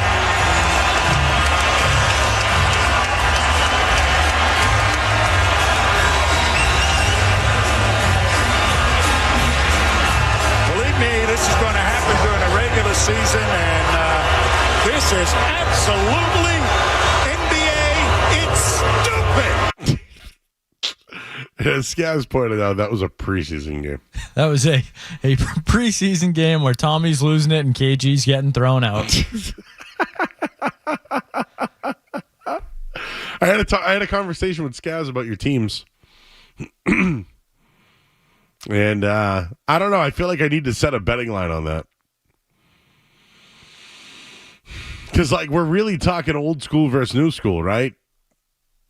I don't know, man. I would probably go old big 3 and Kyrie minus 3.5. That's probably where I'd go with that one, guys. You said you may have been influenced by Tommy Heinsohn, Joe? Oh, yeah, you just heard him say, that's stupid? Yeah. Stupid, stupid, stupid. I don't care. Maybe a little Tommy in there. I can see it. Oh, yeah, I feel like, yes. You're going to call it a hard foul? Blah, blah, blah. Stupid, stupid, stupid. I don't care. What was I talking about? Oh, jeez. Sometimes I don't even know. Oh, whoa. Josh. You're Kendra's boyfriend. Yes, Kendra's boyfriend. So first and foremost, I want to say thanks, big fan. I'm curious what you still think on the Nike conspiracy and what you think about. That's fine. About Brown. Why'd you have her calling about food, but you gave a sports take? Oh well, no, because I want to start with a sports take and follow up with That's my fine.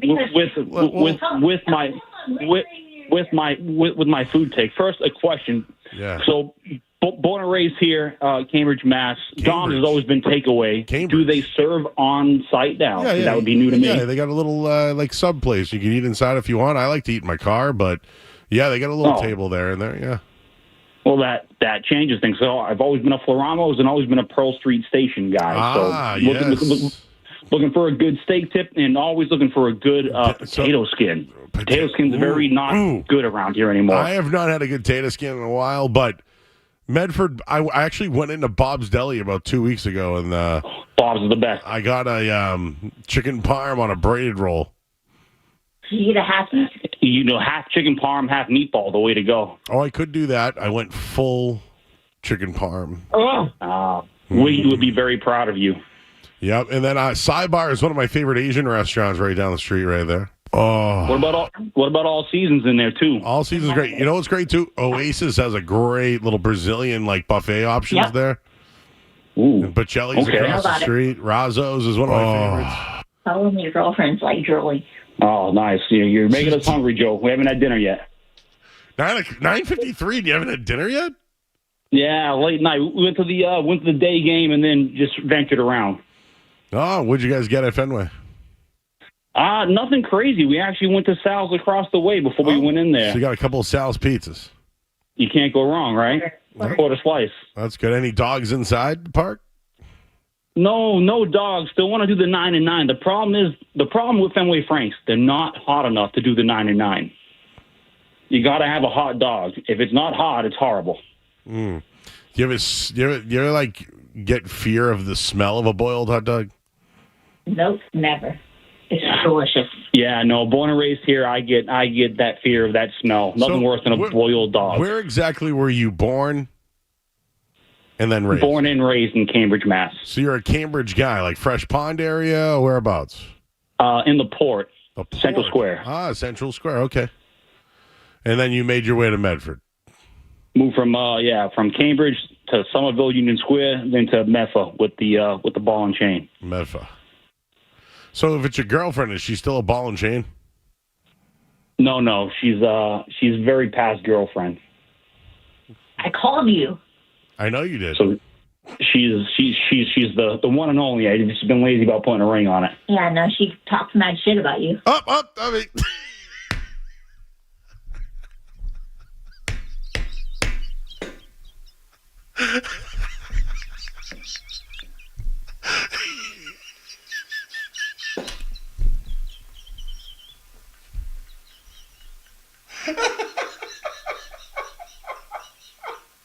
Oh my God. Well, we're going to do the music's coming up next here on 98.5 The Sports Hub. More Joe Murray coming up on the Sports Hub.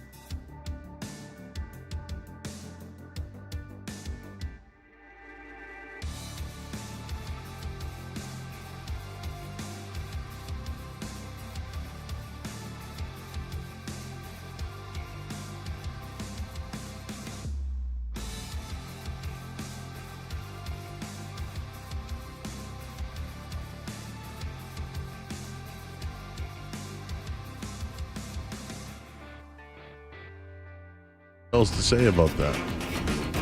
Patriots are gearing up for their cut-down day tomorrow. They got to get to 53. They released 14 people today.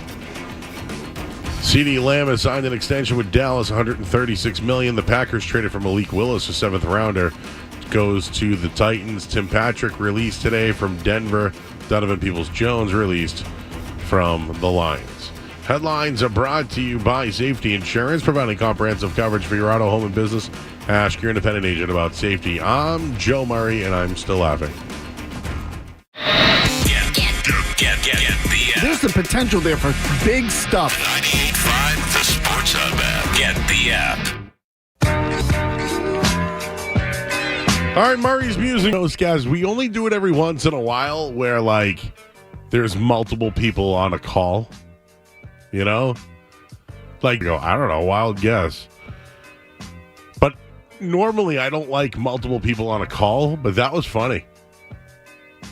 And he was like, yeah, I'm from Medfed and this and that. I just haven't put her, she's the old ball and chain, I haven't put her ring on. Yeah, and she talks back crap about you. I thought that was hilarious. Anyways. So, Skaz, I experienced something this weekend, and I didn't complain about it, but I should have. I went to a concert this weekend. Enjoyed myself. I was in the Seaport area. Beautiful. But then we were across the street at the Harps before the game, and Wick Grossback came in, dropped his card, and bought everybody drinks at the bar. It was pretty nice. Yeah. The owner? Yeah. It was awesome. And you got a free drink? What'd you get for a drink? Yeah, free drinks. Came back after the game, bought everybody drinks, and then walked out. What did you get for a drink? What do you think I got? Espresso martini. How did you know? That's good. I think that would have been at the top of the list, yeah. So I went out to a nice Seaport establishment this week. Had $17 for lobster mac and cheese. I said, ooh. I ordered lobster mac and cheese, and then I got my butter cake. Bill came, right? Should I say something? Because if you think about it, the butter cake and the lobster mac and cheese, the extra $9 is what the tip would have been. No. I didn't. I'm pretty soft. I put down a $50 bill, and I left. Lobster mac and cheese always seems to, the pricing of it seems to cause some issues. Yeah, like, when you go to get fried clams, right, they'll flat out tell you market price. The market price could be whatever it is that day. I don't care. Give me my lobster. How much? But like, am I calling them out now? Like, is this me being a bad patron? Because I'm gonna go back there anyways. Someone wants to know if they gave you a dinner-sized lobster mac and cheese, or was it appetizer? This was like an appetizer size. So then maybe you should have said something. No, that's what I mean. Like, by the way, it was after 11 o'clock, so there's a special menu. That's why we could only order a certain amount of things. It was either the shrimp, but I didn't want 4 shrimp cocktail. You know what I mean? It doesn't really I wanted carbs, and I wanted butter cake. It's amazing the riffs lobster mac and cheese can create. Do you know what's funny? I would like to solve a lobster mac issue. I even said this when I got it. I think there should be 1 plate of pasta and 1 plate of lobster. You could just give us a tail. I don't care. Half a tail, whatever. Claws, whatever. But whenever you get mac and cheese with lobster, they never give you enough lobster. You'll never be satisfied by the amount of lobster that you get in a lobster mac and cheese. You'll never be satisfied with it. So, I petition this. 1 bowl lobster, 1 bowl pasta. We have a server in chat, Joe. He says he's a server, and he says you should have said something. It was probably just a mistake. Which I think, most of these people, they handle it. I'll tell you this much. It was a great night. The ambiance was incredible. The free parking out front was really great. So in the end, that's how I looked at it. I looked at it as I got free parking here tonight. Maybe they did make a mistake. I'm going to pay it. Have you ever had butter cake? Do you even know what it is? It's been a while, but yeah, I've had. It's great.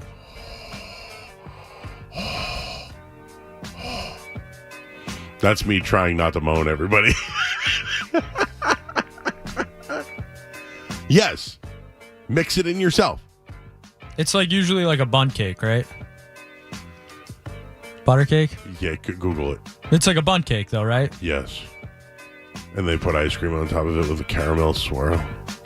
It's really hot. Oh, boy. I actually think... You know what's funny? Can I tell you the truth? Oh, yes. It felt like that. But do you know that when I went there, 6 people... It's a decadent dessert that combines the richness of buttery cake with a creamy, sweet filling. Its rich taste and soft texture made it so good.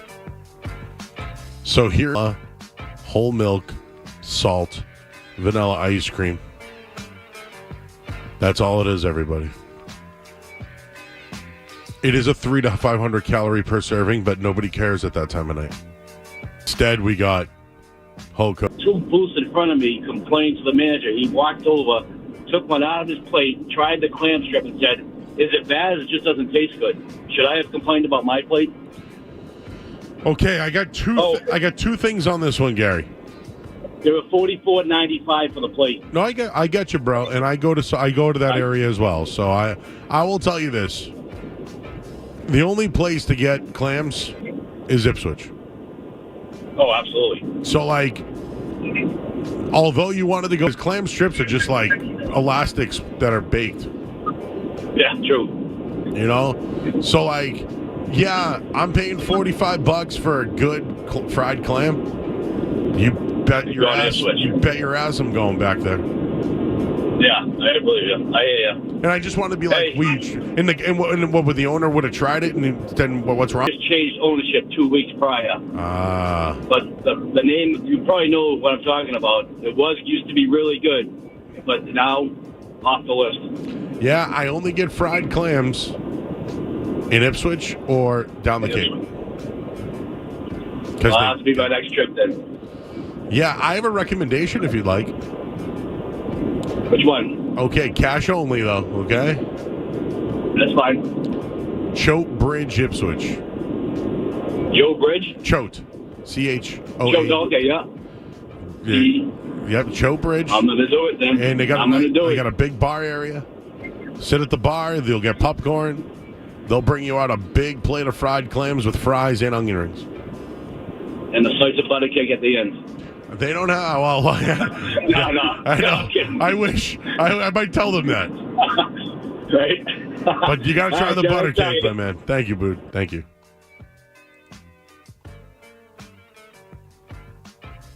Murray's moanings. That's a good idea, JP. Murray's moanings. Huh. Oh, Belle Isle's fantastic, Joey D. You want a good lobster roll, bro, Joey? They make a fantastic. I do not get paid by the restaurant Stone Tea, but I would love to. I do this because I love doing it. And I love you. Like Bill Belichick loves the cover, too. Anything you want to get into, Scaz? Anything happen to you this weekend? Trying to think if I have any musings from over the weekend. No, pretty laid back weekend. No golf. Golfing next Saturday. Already got that one in the books.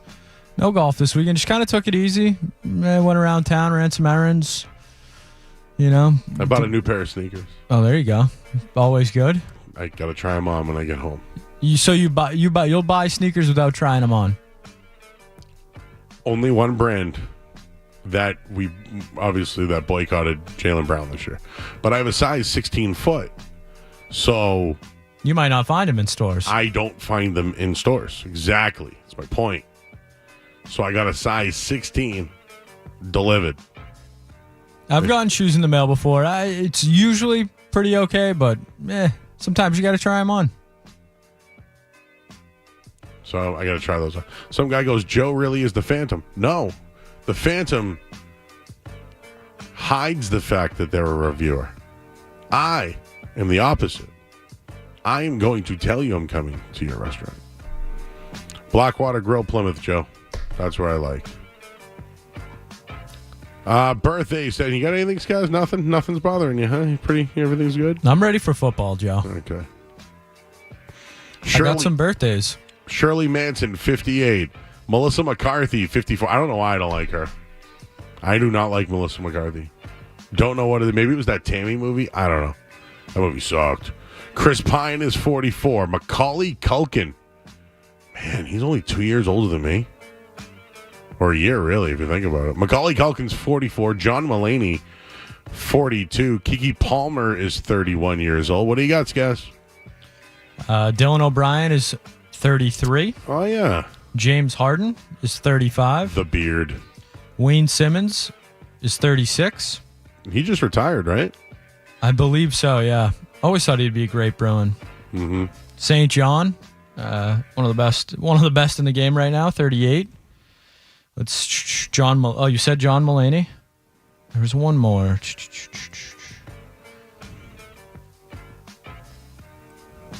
Melissa McCarthy. Out. She's fine. I don't know what it is about her. I just never liked her. I don't think she's funny. You know? Yeah, I have actors like that. It is David Price's birthday today, Joe. Whoa. World Series champion. Whoa. Prince Albert's birthday.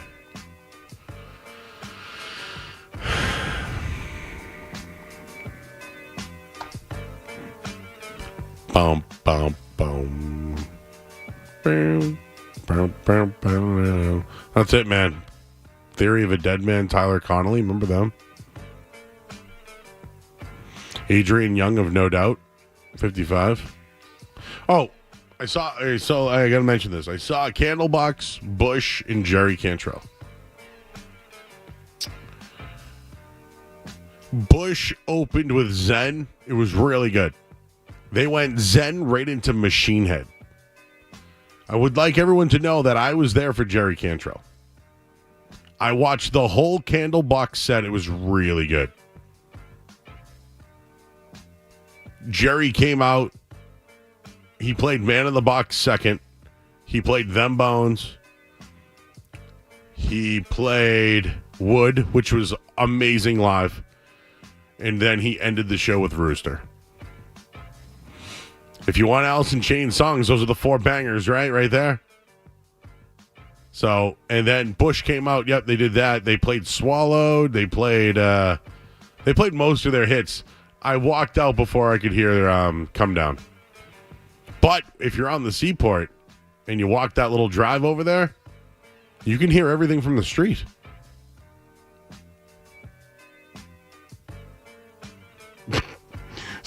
I just got a headline from some guy. I don't like emails, but the head of the email goes, "Clam strips blow."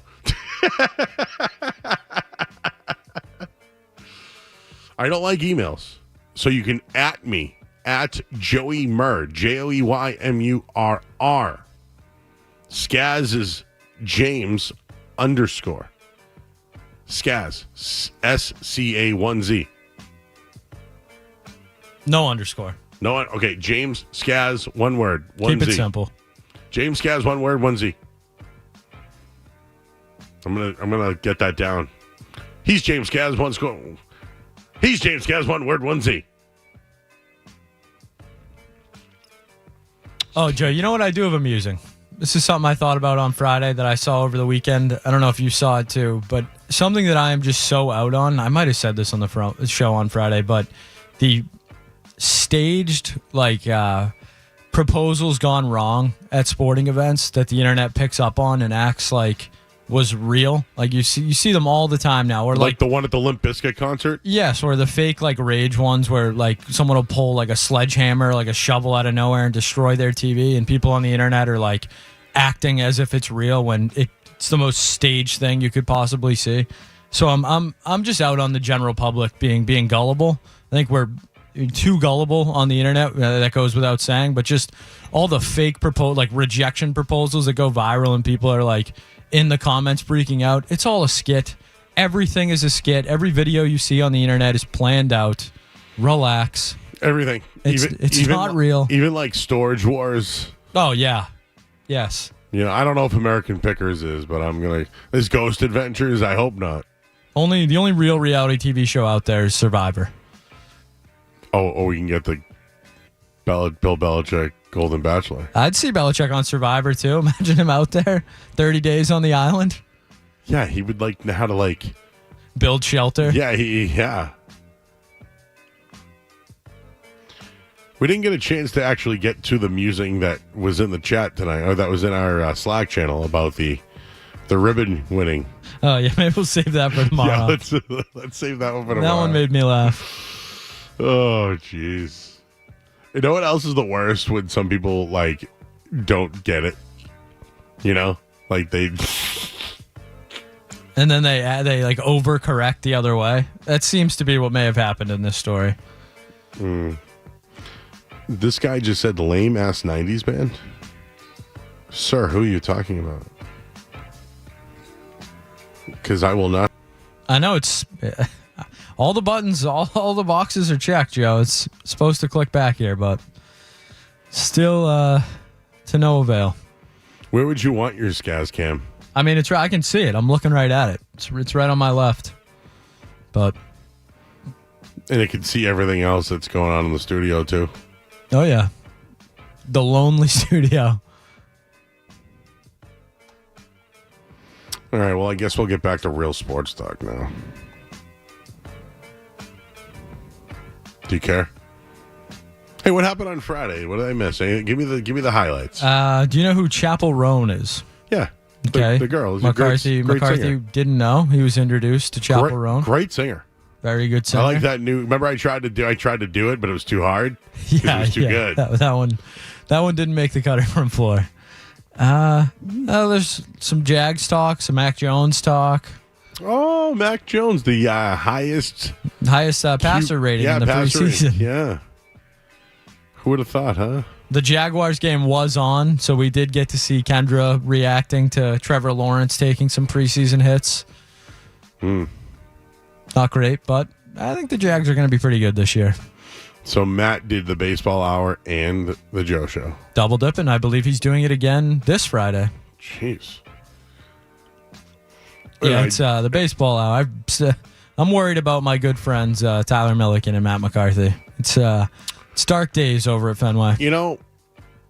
There's someone that follows the show that I talk to frequently who texted me that since Milliken wore that New York Yankees jersey, the record of the Red Sox has not been good. I think he did it as he lost a bet or something. The Miller curse is what you're telling me. I'm talking about the Miller curse.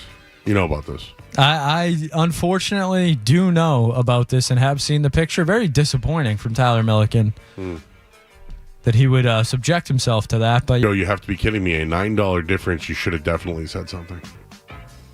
I used to love Amrines and Southie, dude. They were one of our sponsors when we were at one of our old stations. They had great breakfast.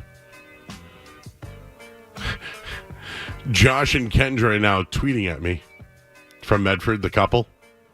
His handle is Big Bike, Big City.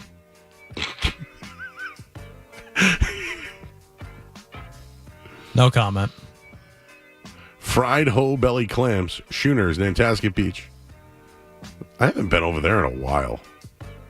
Essex and Gloucester, too. Ipswich, yep. Joe, that's my spot. Aloha and mahalo. Thank you. All right, we'll go to break. What's the deal? What's the deal with Mac Jones? What's the deal with Drake Maye and Jacoby Brissett?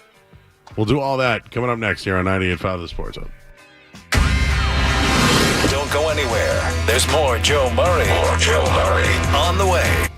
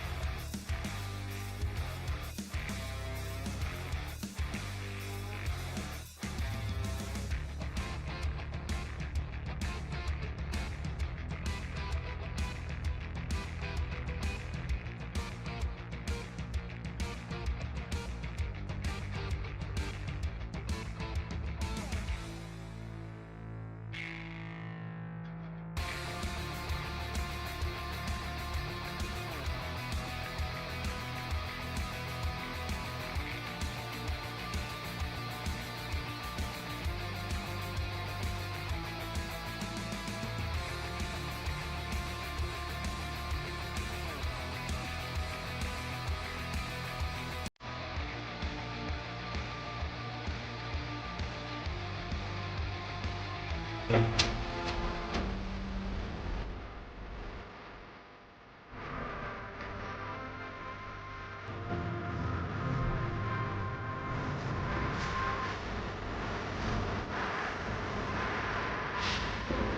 right, back here 98.5 Sports Hub.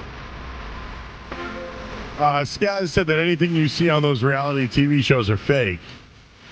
I just threw something in Slack, and it's regarding wrestling, pro wrestling, WWE wrestling. Is that fake, Skaz? Look at the thing directly above it in Slack, Joe. Okay. So we both said that at the same time. I'm going to say real, Joe. I'm going to say real. Okay, so this 350-pound man jumped on a 400-pound man onto a car off a... I'm laughing because I'm giving real play-by-play. Okay, Bronson Reed is the guy's name. You guys might know who Braun Strowman is. I think he's been in a couple of movies. But Braun Strowman, I've met him. I think he's 6'7", 420. I think he is. But I don't think he's got like no fat on his body. He used to be like one of the world's strongest men people. Bronson Reed's a real 400 pounds. Muscle and chub. He's listed at 330. Come on. That's what he's listed at. I should list myself at 330 going forward. Okay? That dude's 420. He jumped off a cement wall onto the top of a car on Braun Strowman. So I ask you, is that real, Skaz, or no? I vote real. I vote real, too. Tough to fake that one. That's a bump. That's what they call a bump in the business. You know what I think's happening? They're either setting up a big match between the two of them, or Braun Strowman's going away for a bit. That's what that means. I love when you get like the outside shot though, and one of these wrestling events is someone who's like doesn't follow it super closely, just like they're outside somewhere and he's jumping basically in a parking garage on top of another car. I think that's tremendous. You know what's funny? I think the last time remember Braun Strowman lifted up a car or whatever. I sent it to you. I'm like, is this real? And you're like, I don't know. Okay, I'm watching him now.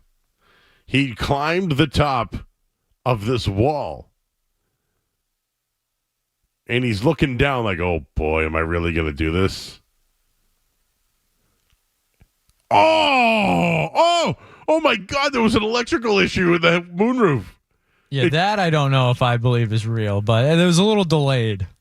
Almost like someone triggered something, but yes, the jump and the bump, 100% real. I'm going to retweet this. Real or fake? Real? Is that more real or less real than the Miller curse?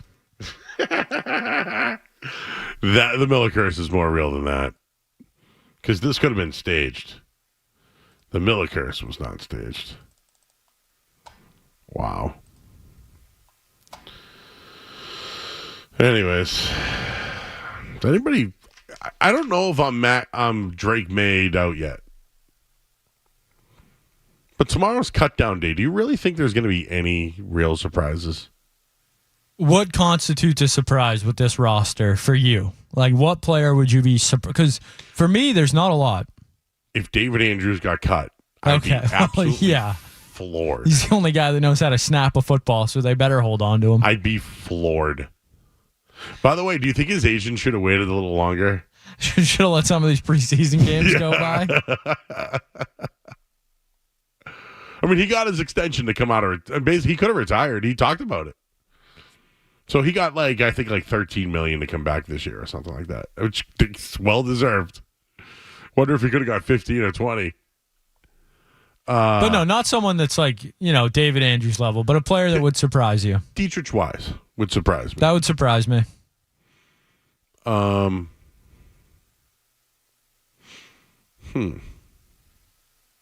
this roster does suck, huh? Yeah, I'll give you. Dietrich Wise would be a surprise.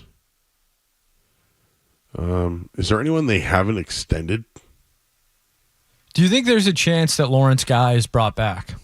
He's still just sitting out there, right? Would they pay him? Yeah, but don't you think it's kind of odd that no one's I feel like he was a pretty good player. Well, you know what it is in the NFL. After 2 weeks, there's no guaranteed contracts. So a lot of these guys get signed after week 2, and then you can sign them, but there's really no guarantees unless whatever you give them, you know? So I feel like Lawrence Guy is a perfect guy for that. I don't know. He's played in this division. I feel like maybe he could be a good little third pairing for the Jets or something. Buffalo, could they use another guy, you know? Do any of the wide receivers, I know you talked about a little bit with Doug today, but do any of the wide receivers, Donovan Peoples-Jones, Tim Patrick, do any of them do anything for you? I have always loved Tim Patrick. And it's unfortunate because remember he got hurt. Did he have to play quarterback that day too? I think they brought in a wide receiver to play. But yeah, that was the rumor. Nipples for triples. Tim Patrick is 30 years old. Isn't that? I would have thought he was like 26, 27. And dude, think about it. Like they got rid of Jerry Jeudy, right? They did a lot of by the way, I watched Zach Wilson play this week. He's so much better than I put the kibosh on Trey Lance, though, huh? Jeez. Yeah, that the Murray curse acted quickly. And Malik Willis. See you later, big boy. All right, so they got Sutton, Josh Reynolds, and did they release Marvin Mims, or is that who they're sticking? All right, so Marvin Mims would be there. So realistically, Sutton and Marvin Mims are their two big guys. Josh Reynolds, who's been pretty good, right? Nice little slot guy, whatever you want to call it. They drafted two other guys, Troy Franklin and Devon Vele. He's been all right. It's a little bit of a surprise that they let him go. I'll be honest with you. Peoples-Jones, I got a little something on him. Where is it? I had a little note on him. He's actually performed pretty well. I think he had like 60 catches a couple of years ago in the Van Pelt offense. Well, yeah, that's why that's a guy I'd take a look at. Not obviously the Van Pelt and Brissett thing is big, but played at Michigan, played for the Browns. You know he can play in cold weather. I just think that matters at that position. Unfortunately, wide receivers, there are wide receivers in the NFL who just late in the season, they got to be down south or in a dome or their game severely lacks. I think Donovan Peoples-Jones is a guy who, Buffalo, New England, New York, he's a guy that could make a difference. No, he's not a world beater, but he's a solid player. 2022, 61 catches, 839 yards, 3 touchdowns with Cleveland. And he just couldn't make it with the Lions? I don't get it. I mean, they're kind of stacked, but yeah, that is a little surprising. John Mechie's on the block. Yeah, I was high on him coming out of college. But they got Stephon Diggs this year, so maybe they look at it as maybe I bet you they might be able to get more from Mechie than what they gave up for Diggs. Yeah, and they're probably paying Diggs and they're not paying Mechie. Exactly. Would you take a flyer on a guy like that? Oh, that's first round talent. The thing is, why here? Wouldn't he want to do that? For instance, Juju Smith-Schuster goes back to the Chiefs. I've called that all along. I've heard that they're not happy with Sky Moore, Kadarius Toney. I think they love Xavier Worthy, though. How the hell did he go to them? Buffalo let him go. He's Tyreek. He's so fast. He's that level of speed. They just let him go. I feel like a John Mechie would catch on with a. It's weird, but not Carolina. Houston feels like a place he should be with Stroud, with that offense, but maybe just with Tank Dell and Diggs, there's not enough room. But yeah, that wouldn't surprise me a little bit. Well, Nico Collins is also getting. I mean, as much as Diggs might be their best player, I think Nico Collins, they run the offense around him. Dell's out of the slot. I know he was injured last year. But they got other guys. The kid Hutchinson, he's been all right. Noah Brown. Did Robert Woods retire finally, or is he still there? He feels like a guy that retired, but I don't know. I know they have Mixon now, too. So the Texans are going to be a good watch this year. They have Mixon, Pierce, and Cam Akers. And they drafted 2 running backs. I talked to our good friend Sammy P., who we can no longer have on the show anymore. But he said that one of the biggest liabilities this year is the Texans. So as much as them in Detroit. The Cinderellas. I'd lay off both of them. Although I do think if Detroit can get home field, they got something. But they play really well on the road. I hope last year wasn't their time. They had that game won, man. They had that game won and blew it. Where would John Mechie end up? See, I feel like Carolina might be a nice little place. Could he reunite with Bryce Young? Marshall hasn't really worked out there. Who'd they get this year? Deontay from the Pittsburgh. Johnson. But I think Mechie guy can't get in the red zone. Mechie would be ahead of him, don't you think? Would because Chicago's so, Poles is just trying to make things better. Would he take a shot at that? They already got, DJ Moore, Keenan Allen. No, that's what I mean. Yeah. And they've got other guys there that they've already drafted and developed. Very interesting. They just drafted a Dunze too, right? Yes, he's awesome. Yeah. Jeez. Yeah, so maybe that'd probably be an overload. Yeah, unfortunately, if I'm the Patriots, I look at two spots besides the line. You got to get another tight end. You need a pass catcher. Could they get another running back? Did Kevin Harris do enough on that touchdown for you? I didn't think he could catch the ball or make a move. Oh, that was a little something right there, Joe. But let's not forget, for the people who don't really know about Harris, he was quadzilla in college. He led the SEC in rushing, I believe, one year. Got hurt. And that's why he was a 6th-round pick. He was one of the top running backs at South Carolina. He got hurt. And I think his rookie year with the Patriots, he had a couple of touchdowns against Arizona on Monday Night Football.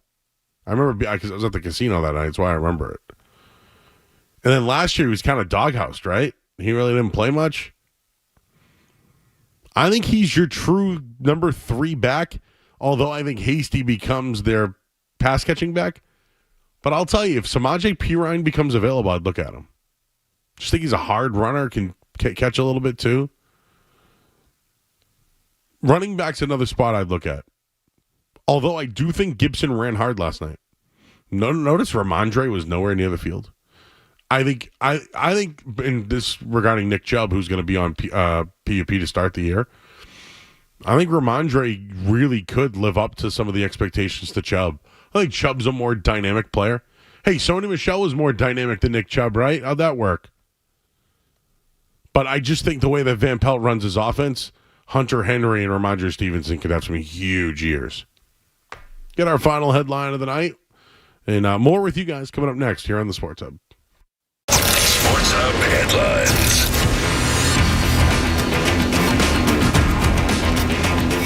So the Red Sox get swept over the weekend and then get swept in a doubleheader tonight. Is it over?